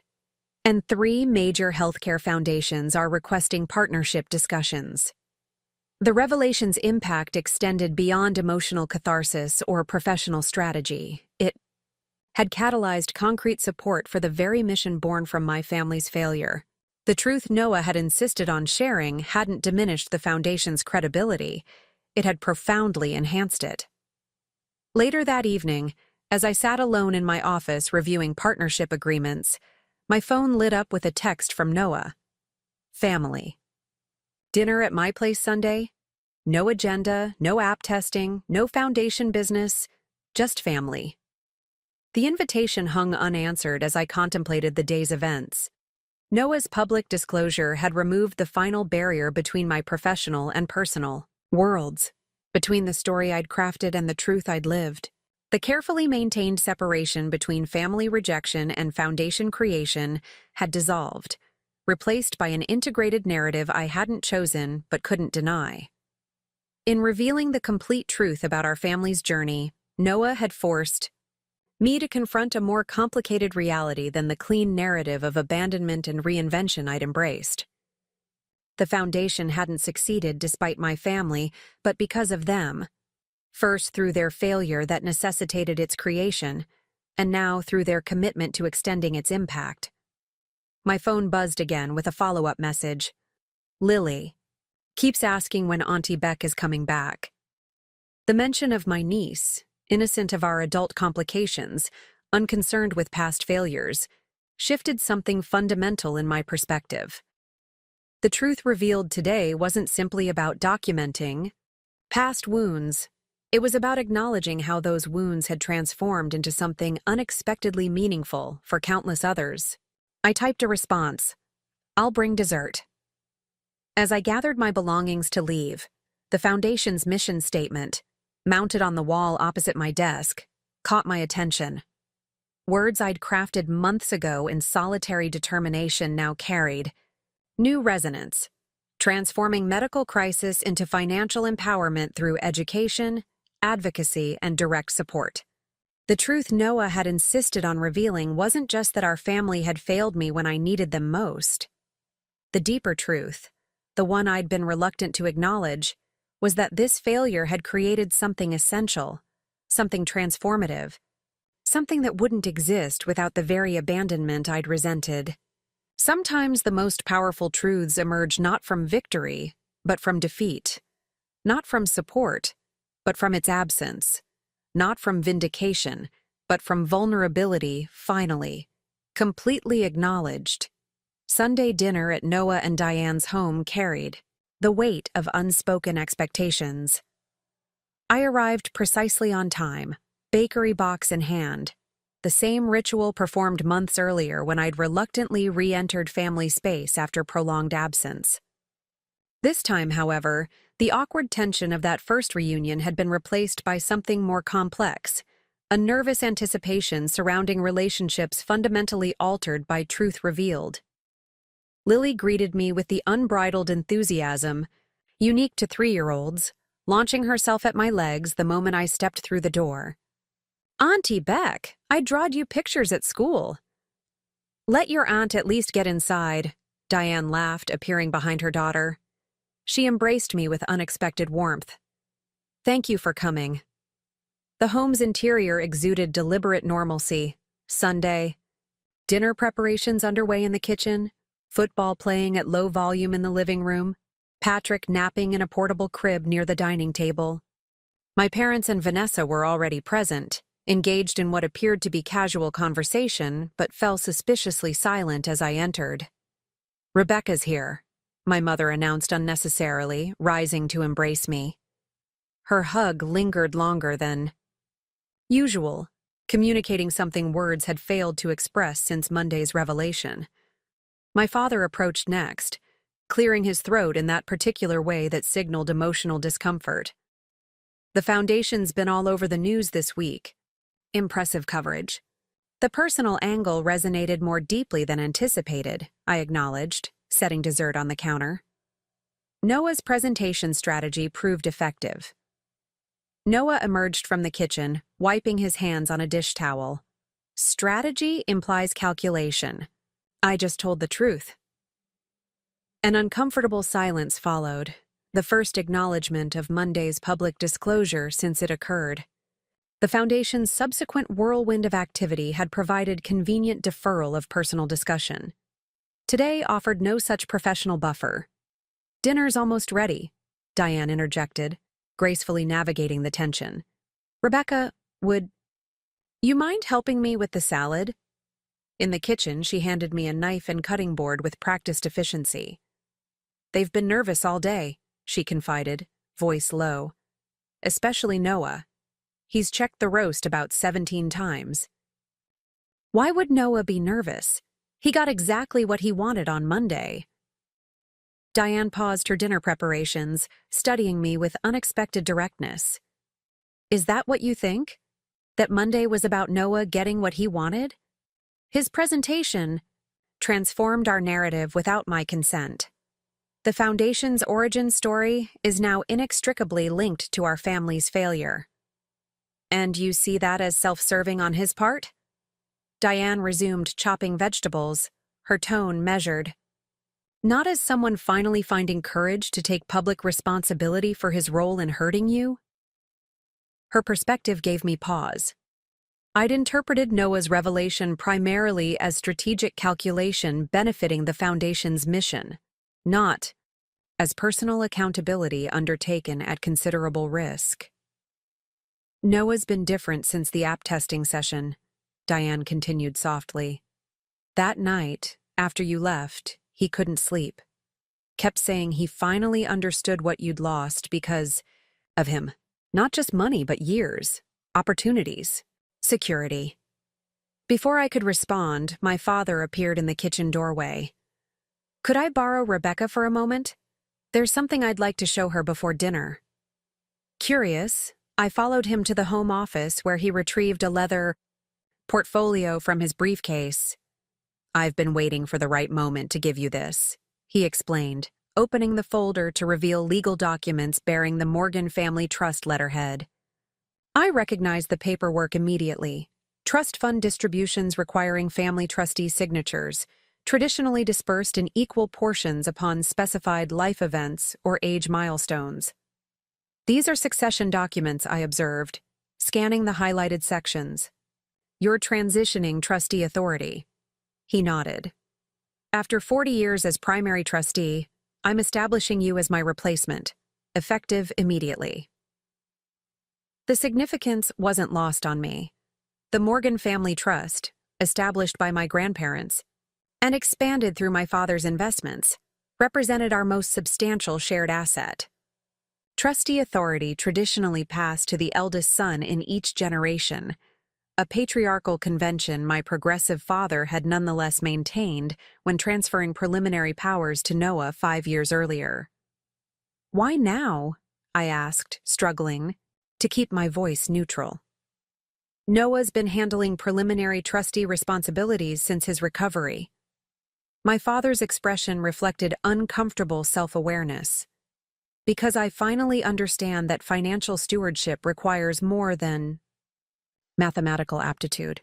It demands recognition of human value beyond balance sheets. He met my gaze directly. You've always understood that better than any of us.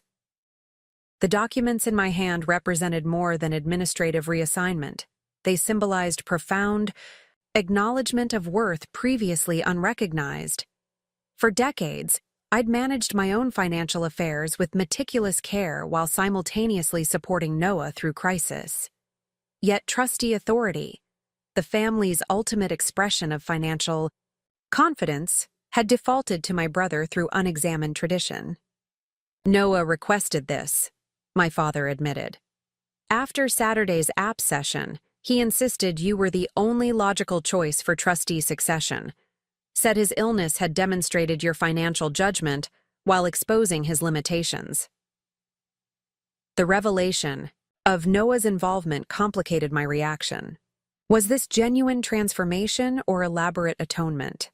Authentic recognition of capability or performance of remorse? Does Noah know you're doing this now? I asked. He suggested using today's gathering, said if we're truly rebuilding relationships, we needed to address the financial imbalances at their core. My father hesitated. Rebecca, I've been managing money for 40 years, but failed to recognize the most important investment we could have made, in you, when you needed us. His admission, direct, unqualified, carried the weight of decades of unacknowledged gender bias and familial expectation. The financial authority I'd consistently demonstrated had remained professionally respected but familially overlooked. I need time to review these properly, I said, closing the portfolio. Financial responsibility of this magnitude requires careful consideration. He nodded, accepting my measured response without protest. Of course, that prudence is precisely why you should be trustee. When we returned to the dining room, conversations paused briefly before resuming with deliberate casualness. Noah caught my eye, a question in his expression. I offered a slight nod, acknowledgement without commitment. Dinner proceeded with surprising ease, Lily's preschool anecdotes providing neutral territory, Patrick's developmental milestones offering safe conversation paths. Beneath this surface normalcy, however, currents of unspoken transformation circulated. My mother, typically quick to direct conversation, repeatedly deferred to my opinions. Vanessa, usually focused on her own concerns, asked thoughtful questions about the Foundation's hospital implementations. Most notably, Noah, historically confident in directing family dynamics, remained unusually subdued throughout the meal. He participated when engaged, but initiated little, creating space rather than occupying it. The brother who had commanded attention through illness and recovery now deliberately redirected focus to others, particularly me. As Diane served dessert, Noah finally addressed what everyone had delicately avoided. I owe you an apology for Monday, Rebecca. Using our family's actual case study without your explicit approval was presumptuous. The directness of his acknowledgement silenced the table. The Foundation benefited considerably from your disclosure, I acknowledged. Donations have increased 300% since the presentation. 2 additional hospital systems have requested partnership. Discussions. But that doesn't justify overriding your privacy, he persisted. Professional success doesn't excuse personal boundary violations. His insistence on accountability rather than results, prioritizing relational integrity over strategic outcomes, marked significant departure from the brother I'd known. The Noah of the past would have justified any action yielding positive results, particularly when intentions were ostensibly good. Why did you do it? I asked, the question emerging more gently than I'd anticipated. Noah considered his response carefully. Because I finally understood something fundamental about our relationship. For 8 years, I focused exclusively on my survival while you sacrificed silently for that survival. Then when roles reversed, when your business needed saving, I remained equally self-focused, concerned about my own financial security instead of reciprocating your support. He took a steadying breath before continuing. Monday's presentation was my attempt to ensure your story, your sacrifice, received proper acknowledgement, not just privately among family who failed you, but publicly among people who could extend its impact. Noah spent 3 days preparing that presentation, my mother added quietly. Rehearsed continuously, wanting to ensure he captured everything accurately. The night before, Diane contributed, he barely slept, kept saying he couldn't afford to get any detail wrong because your experience deserved complete truth. These glimpses behind Noah's public disclosure revealed motivations more complex than I'd assumed. Not calculated strategy, but deliberate amplification of a voice too long diminished. The brother who had once accepted my support as expected, obligation had transformed into an advocate insistent on illuminating that support's true cost. I've been thinking a lot about patterns, Noah continued, about how easily we slip into roles, the responsible one, the vulnerable one, the one who gives, the one who receives. For most of our adult lives, I've been the family's primary concern, while you've been the family's primary support. Monday's presentation wasn't just about the app or the foundation, it was about disrupting that pattern permanently. His insight struck uncomfortably close to truths I'd harbored privately, resentments about familial roles assigned rather than chosen, expectations based on perceived strength rather than actual capacity. The trustee documents, I said, understanding, dawning. That was part of your pattern disruption. Noah nodded. The trust represents more than money. It's symbolic authority over family financial legacy. That authority belongs with the person who's demonstrated actual financial wisdom, not the person assigned the role through tradition. My brother, the former recipient of my one-directional support, the person whose medical needs had restructured my financial future, the family member who had participated in my abandonment during crisis, had undergone transformation I hadn't fully recognized. His actions since the app testing session reflected not just remorse for past failures, but fundamental recalibration of familial dynamics moving forward. I'm still processing Monday's presentation, I admitted finally. The public disclosure was unexpected, but I can't deny its effectiveness. Effectiveness wasn't the priority, Noah corrected gently. Truth was. Your truth, specifically, the reality of what supporting me actually cost you. As dinner concluded and family conversation fragmented into smaller interactions, I found myself on the back patio with Noah, watching twilight soften the landscape of his suburban yard. Patrick slept peacefully in my arms, his small weight a reminder of life's continuity beyond individual wounds and reconciliations. The foundation exceeded its 5-year development goals in 5 days following your presentation, I told him, professional acknowledgement easier than personal. The authentic origin story resonates with donors and partners far more powerfully than our previous messaging.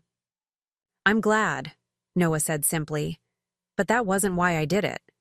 I know. The admission came more easily than expected. You did it because some truths need witnesses, because carrying certain stories alone becomes unsustainable.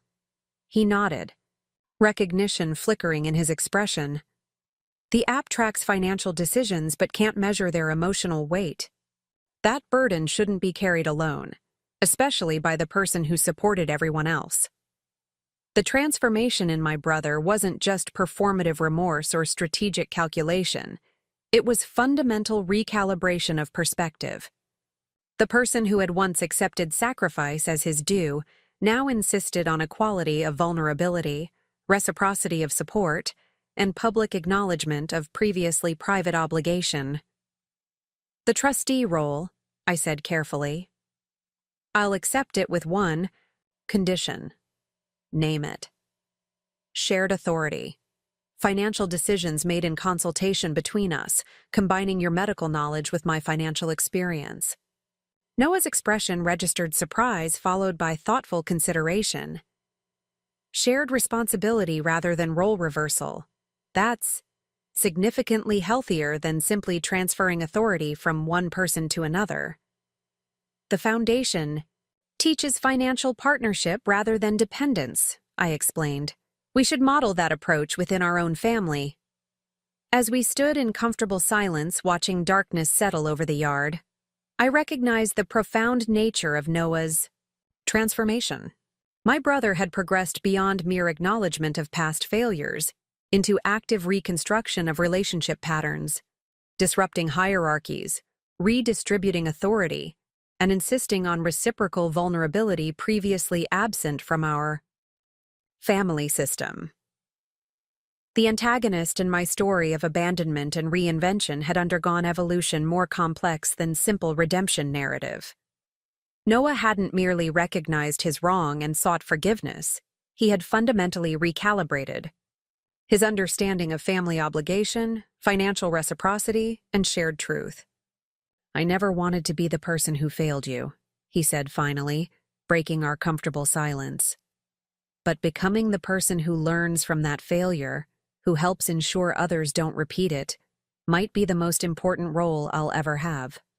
His words contained neither self-congratulation nor plea for absolution, only quiet recognition that transformation emerges not from denial of past wrongs, but from their complete incorporation into new understanding. The brother who had once accepted my sacrifice as expected had become the advocate insisting its true cost be recognized, honored, and never again overlooked.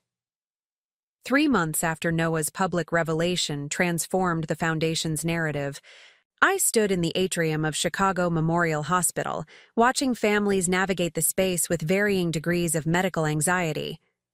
Some clutched paperwork with visible confusion, others checked phones for appointment details, and a few sat in quiet resignation, the particular stillness of people for whom hospital visits had become routine. What distinguished this scene from similar ones I'd witnessed throughout Noah's illness was a small office nestled between the information desk and pharmacy. Above its door hung a simple sign, Financial Navigation Center, a service of the Morgan Foundation. Through the glass partition, I could see two of our counselors meeting with families, one explaining insurance documents to an elderly couple, another helping a young mother complete assistance program applications on a tablet. The center operated 16 hours daily, providing immediate financial guidance to anyone referred by medical staff or walking in with questions. "Excuse me, are you Rebecca Morgan?" I turned to find a woman approximately my age, professional attire suggesting hospital administration rather than patient status. "I am," I confirmed, extending my hand. "Lauren Michaels." Her handshake was firm, direct. "My brother was diagnosed with lymphoma last month. Your foundation's counselor helped us understand our insurance coverage gaps yesterday." "I hope you found the guidance useful," I replied, falling into the professional response pattern developed over months of similar encounters. "Useful doesn't begin to cover it." Her voice caught slightly. "Your counselor identified 3 assistance programs we qualified for, explained insurance appeal processes for denied treatments, and helped us create a financial sustainability plan that won't bankrupt our parents." The specificity of her gratitude suggested personal investment beyond professional courtesy. "Your parents are contributing to your brother's care?" they insisted. She smiled ruefully. "They're liquidating their retirement investments to cover his experimental treatment protocol, a decision I've been fighting because I've seen this scenario before. My colleague's sister did the same thing for him years ago. She covered his medical expenses until she had nothing left. When her business later faced crisis, the family couldn't reciprocate." The parallel to my own experience created momentary vertigo. "That sounds familiar." "It should." Lauren studied me with increasing recognition. "You're that Rebecca Morgan, aren't you? The one from the MedLife Navigator presentation? Your brother was the patient in that case study." Since Noah's public disclosure, I'd encountered this recognition regularly, my private experience now part of the Foundation's public narrative. Initially uncomfortable with this visibility, I'd gradually recognized its effectiveness in establishing immediate credibility with families facing similar circumstances.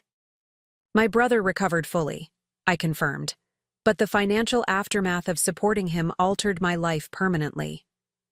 "That's why we're here," Lauren said, gesturing toward the navigation center.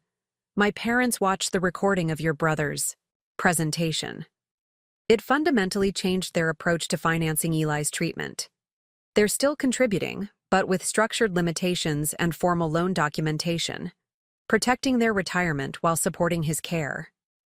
This represented precisely the impact we'd designed the foundation to create, transforming emotional financial decisions into sustainable support structures. "I'm glad your family found guidance before making irrevocable choices." "The financial navigation is critically important," Lauren acknowledged. "But equally valuable was seeing a family acknowledge what supporting serious illness actually costs. Your brother's public recognition of what you sacrificed validated concerns families rarely express aloud." Her observation highlighted an unexpected outcome of Noah's revelation. Beyond practical financial guidance, the foundation now provided emotional validation for caregivers whose sacrifices typically remained unacknowledged. "Your foundation is changing the conversation around medical financial support," Lauren continued, "making it permissible for families to discuss sustainability alongside solidarity." As we concluded our conversation with contact exchange and promises of continued connection, I noticed Noah entering the hospital atrium. He spotted me immediately, navigating through the busy space with purpose. "Sorry I'm late," he apologized, reaching my side. Development meeting ran over. The integration team had questions about the patient portal interface. "I was just speaking with someone whose family benefited from the navigation center," I told him, watching Lauren disappear into the elevator. "They viewed your presentation recording." Noah's expression registered both satisfaction and humility, the complex response he'd developed to learning how his public acknowledgement had catalyzed broader impact. That keeps happening. Priya says the app's user testimonials consistently reference the case study as their motivation for early adoption. We proceeded through the hospital toward the administrative wing where hospital executives awaited our quarterly progress presentation.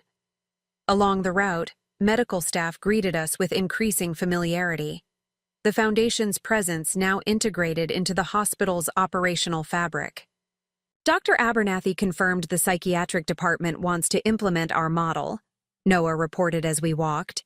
They've recognized significant financial trauma among families managing long-term mental health care. That would expand our services into entirely new treatment domains, I noted, mentally calculating implementation requirements. We'd need specialized counselors familiar with behavioral health insurance complexities. The app development team is already working on a psychiatric care module. Vanessa's connecting us with behavioral health advocacy organizations for expert consultation. The casual mention of our sister's involvement reflected another dimension of the Foundation's broader impact, its gradual absorption of family members into its mission. Vanessa's marketing expertise had proven invaluable for outreach initiatives. My father's financial connections had opened doors at previously inaccessible institutions. My mother had begun volunteering weekly at the Navigation Center, providing childcare for parents attending financial counseling sessions. What had begun as my solitary response to abandonment had evolved into a family mission extending far beyond original reconciliation efforts. The Foundation's work had created purpose transcending individual healing, a shared commitment to transforming systemic failures we'd experienced firsthand. Our quarterly presentation to hospital administration proceeded with expected efficiency. I outlined expansion metrics, Noah demonstrated app adoption statistics, and together, we proposed psychiatric service integration. The hospital's CEO committed additional implementation resources without hesitation, citing patient satisfaction surveys identifying financial navigation as their most valuable new service. Afterward, traveling between the hospital and Foundation headquarters, Noah broached the subject we'd been circling professionally for weeks. "The National Healthcare Administrators Conference invited us to present next month," he said, reviewing the email on his phone. "They're offering a keynote slot, main stage, full audience, maximum exposure." "That's significant validation," I acknowledged. "Who's us, specifically?" "They want both of us, the Foundation creator and the case study patient. Our unique perspective as siblings on opposite sides of the medical financial equation." The invitation represented both professional opportunity and personal challenge. While our family reconciliation had progressed substantially, presenting our story together on a national stage would require vulnerability neither of us had fully anticipated when rebuilding our relationship. "We'd need to develop presentation parameters," I said cautiously. "Establish boundaries around which aspects of our experience are discussed publicly." "Absolutely," Noah agreed immediately. "Professional impact without excessive personal exposure." His immediate accommodation of my concerns exemplified his transformed approach to our relationship, consistently prioritizing my comfort above strategic advantage, even when potential Foundation benefit was substantial. As we arrived at Foundation headquarters, the impact of our work was unmistakably visible. What had begun in my apartment with 10 employees now occupied 2 floors of office space housing 65 staff members. Navigation centers operated in 12 hospitals across 4 states. The app's user base expanded daily, with medical institutions increasingly incorporating it into standard discharge protocols. In the conference room, Mia awaited with our leadership team, a diverse group of financial advisors, healthcare administration, specialists, and technical developers united by commitment to transforming how families navigated medical financial crises. The Cleveland implementation exceeded quarterly goals by 42%, she reported as we settled around the table. Their patient financial distress metrics show significant improvement since our services integrated with discharge planning. Similar success reports followed, Minnesota showing unprecedented assistance program enrollment rates, Detroit demonstrating remarkable reduction in medical bankruptcy filings among program participants, Atlanta documenting improved treatment adherence among patients receiving financial navigation services. We've been approached about potential international expansion, Mia added, displaying an email from a Canadian healthcare consortium. They're interested in adapting our model for their system. The implications of such expansion, translating our services to fundamentally different healthcare structures, would require careful consideration. Yet the Foundation's core mission of financial navigation during medical crisis remained universally relevant despite varying insurance frameworks. When the meeting concluded, Noah lingered as others departed. "I've been thinking about the conference presentation," he said once we were alone. "What if we approached it differently than expected?" "How so?" "Instead of presenting as expert and subject, Foundation creator and case study patient, what if we presented as equal participants in a system that failed us both differently? Me through medical vulnerability without financial guidance, you through caregiver exploitation, without reciprocal support." His suggestion reflected continued evolution in his perspective, moving beyond simplistic victim-supporter categorization toward recognition of how systemic failures affect all participants, merely in different manifestations. That approach could powerfully demonstrate why the Foundation's work matters, I acknowledged, showing how financial navigation protects both patients and caregivers from preventable harm. Exactly. The Foundation exists because both sides of the medical, financial equation need protection: patients from predatory systems, caregivers from unsustainable sacrifice. As we discussed presentation possibilities, my phone buzzed with a notification from the Foundation's media monitoring service. The alert displayed a headline from a major business publication: Morgan Foundation Model Proposed for National Implementation by Senator Harrington. Noah peered over my shoulder at the article. Medicare reform legislation incorporating our financial navigation framework? That's significant escalation of impact. The legislation, named the Medical Financial Navigation Act, would require hospitals receiving federal funding to provide financial guidance services similar to our Foundation's model. If passed, it would transform our approach from innovative nonprofit initiative to national standard of care. "We should contact Harrington's office," Noah suggested. "Offer consultation on implementation requirements." "This isn't just about our Foundation anymore," I realized aloud. "It's about changing the fundamental relationship between medical treatment and financial protection across the entire system." What had begun as my response to family abandonment, creating services I wished had existed during Noah's illness, had evolved into potential national policy. The broader impact extended far beyond our family reconciliation or even the Foundation's direct services, potentially altering how every American family navigated medical financial decisions. "Remember when you said the Foundation was your response to having no one to help you?" Noah asked quietly. "Now you might help everyone." The observation captured the extraordinary trajectory from personal wound to systemic solution, from individual abandonment to collective protection. The Foundation born from my family's failure to support me was evolving into a movement potentially preventing similar failures for countless others. Later that evening, I received an unexpected call from a number I didn't recognize. The woman, introduced herself as Senator Harrington's healthcare policy director, requesting a meeting to discuss the Foundation's approach to financial navigation. "Your model addresses a critical gap in our healthcare system," she explained. "The senator believes it should become standard practice nationwide, protecting families from unnecessary financial devastation during medical crisis." As I scheduled, the meeting that might translate our Foundation's work into national policy, I reflected on the extraordinary chain of events connecting personal betrayal to potential systemic transformation. My family's failure to support me during business crisis had created the impetus for services now potentially benefiting millions.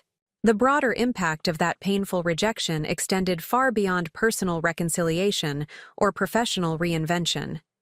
It had catalyzed a movement fundamentally reimagining how families navigated the intersection of medical necessity and financial sustainability.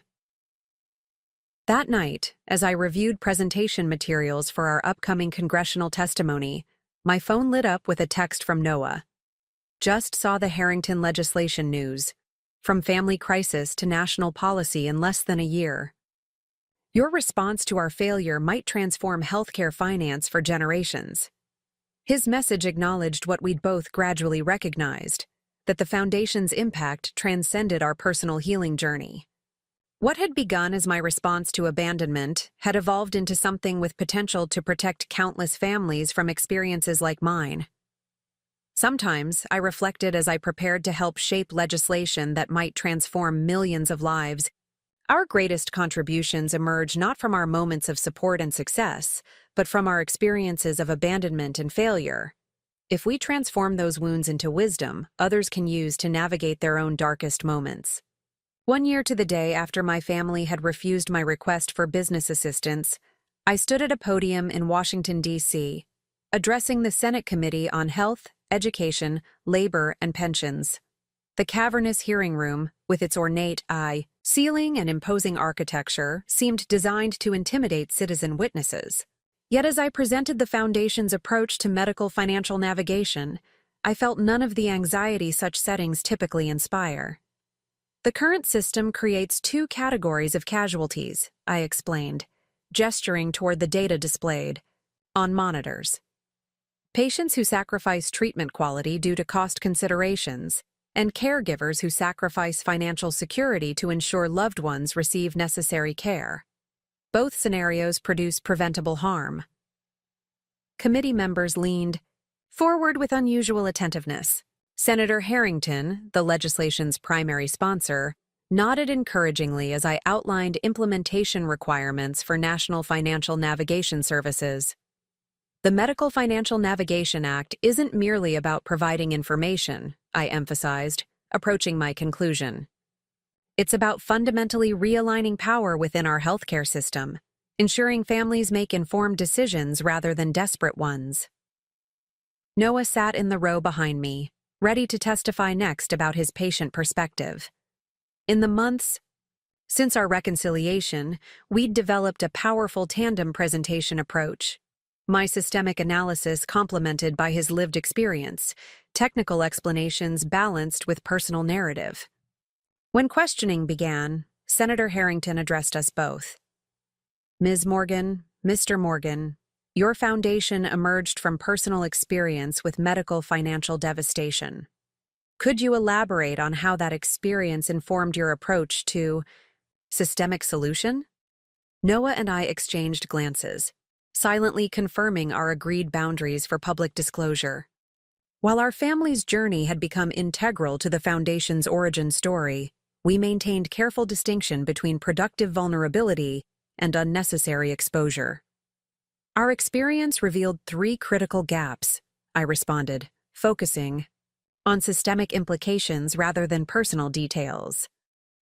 First, the absence of integrated medical and financial planning during treatment decisions.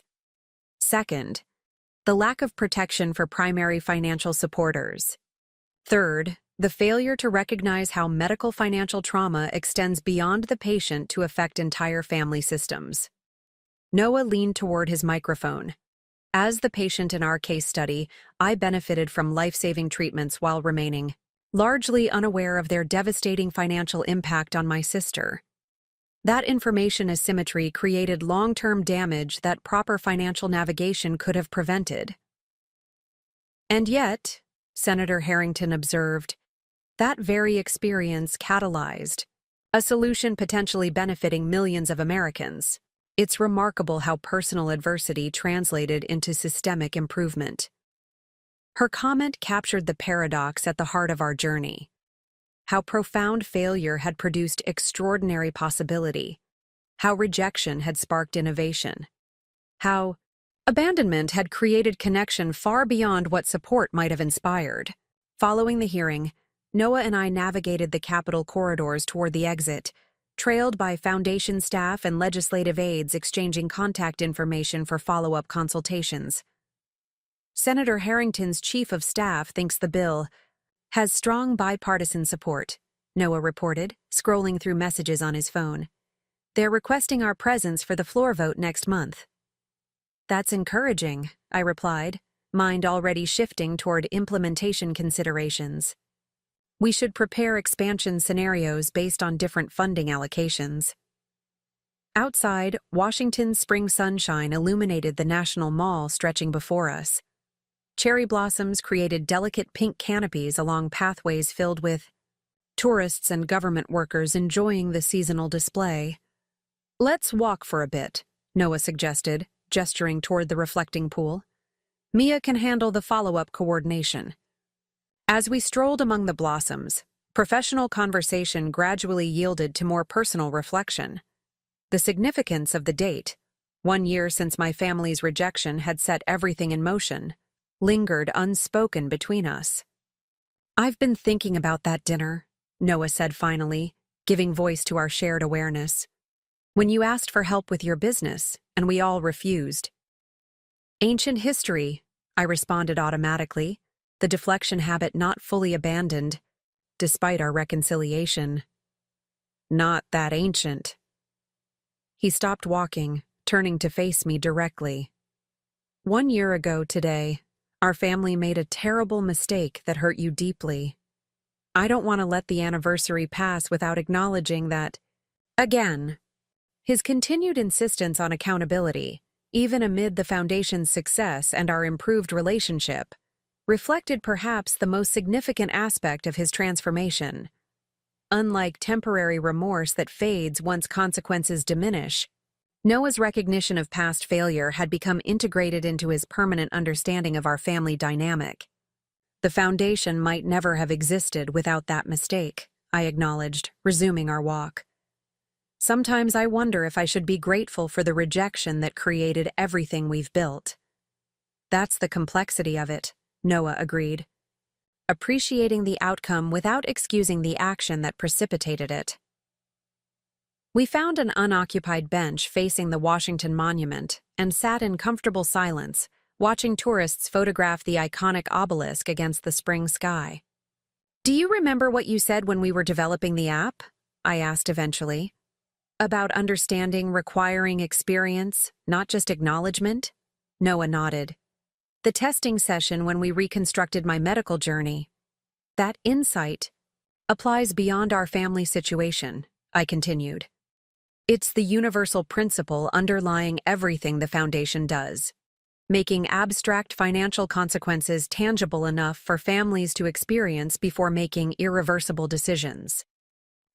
The visualization module, Noah realized, showing long-term impact rather than just explaining it. Exactly. Knowledge alone doesn't change behavior. Experience does. This understanding, emerged from our family's painful journey, had become the cornerstone of the Foundation's approach. Each navigation center, every app feature, all educational materials focused on transforming abstract financial implications into concrete experienced reality before families made critical decisions. The legislation incorporates that principle, Noah observed, requiring experiential financial education rather than just information provision. As afternoon shadows lengthened across the mall, our conversation expanded beyond personal and professional considerations to broader philosophical terrain. The universal lesson embedded in our particular experience had implications extending far beyond medical financial navigation.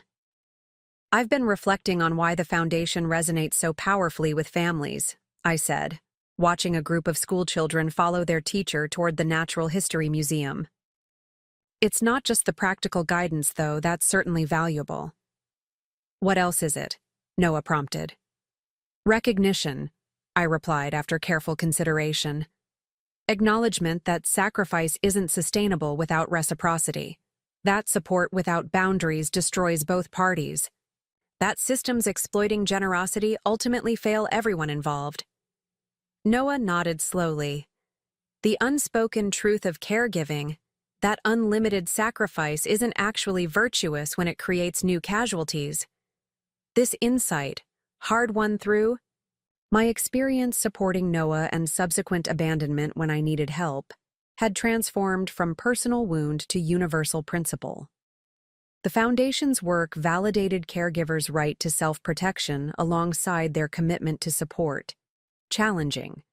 The medical system's implicit exploitation of family resources without corresponding safeguards. The most powerful thing you did, Noah said quietly, wasn't creating financial navigation services, though they're changing countless lives. It was challenging the assumption that limitless sacrifice is the only acceptable response to loved ones in crisis. His observation captured the deeper cultural shift our work promoted, moving beyond individual financial guidance toward fundamental recalibration of how society understood familial obligation during medical crisis. As we prepared to return to our hotel before evening Foundation events, Noah received a message that shifted our reflective mood toward unexpected celebration. "The committee just voted," he announced, showing me his phone. "Unanimous approval to advance the legislation. It's moving to the full Senate with bipartisan endorsement." The news represented extraordinary validation of our approach, political recognition transcending partisan divides, acknowledging universal human vulnerability to medical financial devastation regardless of ideology or circumstance.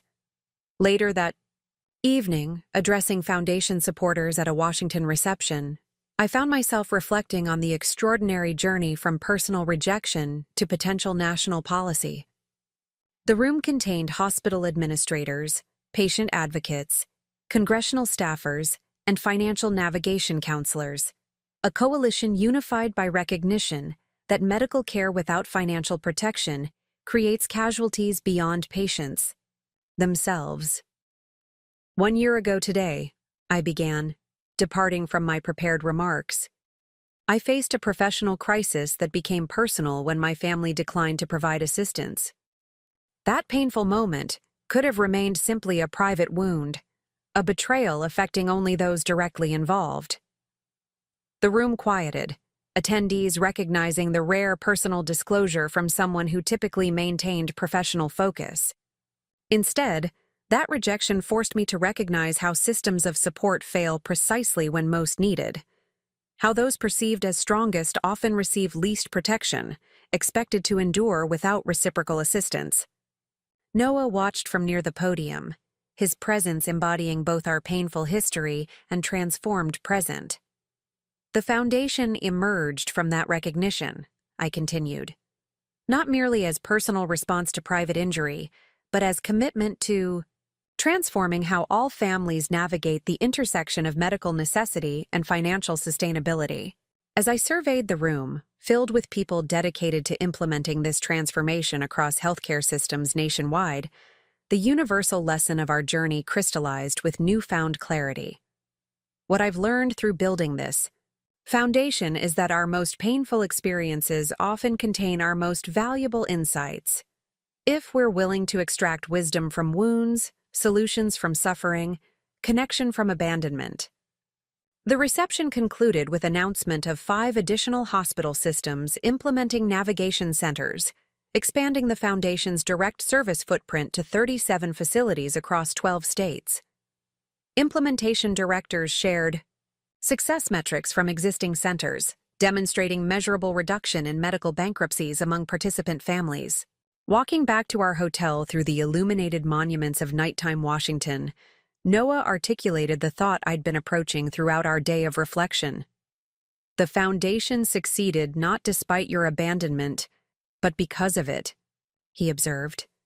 Had we supported your business as requested, Morgan Patel Consulting might have survived, but thousands of families would still face medical financial devastation without guidance. His insight captured the paradoxical reality we'd both gradually accepted, that profound failure had catalyzed extraordinary creation, that rejection had produced connection, that abandonment had generated protection extending far beyond our family reconciliation. Not all wounds heal into something meaningful, I cautioned, unwilling to romanticize the pain his rejection had caused. Some just remain injuries. True, Noah acknowledged.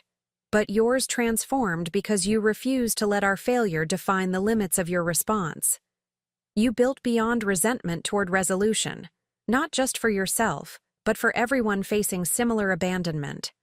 The next morning, preparing for additional congressional meetings, I received an unexpected message from Lauren Michaels, the woman I'd met months earlier at Chicago Memorial's Navigation Center. Attached was a photograph of her brother Eli, smiling weakly from a hospital bed following stem cell treatment. Final round of therapy completed yesterday. Prognosis excellent. Parents' retirement intact thanks to your foundation's guidance. Entire family financially and emotionally stable, despite 8 months of intensive treatment. The message continued. Your family's failure created protection for mine. There's profound meaning in that transformation.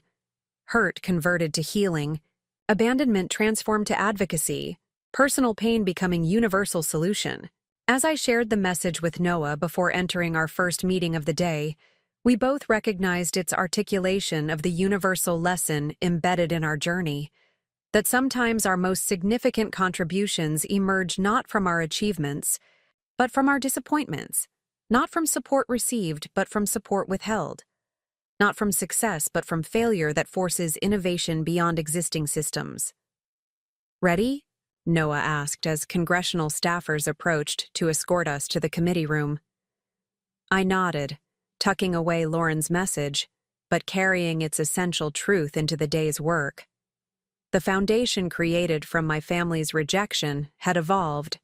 Beyond personal redemption into systemic transformation, our private failure generating public solution, our particular wound producing universal healing. The greatest wisdom often emerges not from our moments of triumph, but from our experiences of abandonment. If we transform those painful inflection points into bridges spanning the gap between personal suffering and collective solution, between individual wounds and universal healing, between what was broken and what might yet be built. Up next, you've got 2 more standout stories right on your screen. If this one hit the mark, you won't want to pass these up. Just click and check them out. And don't forget to subscribe and turn on the notification bell so you don't miss any upload from us.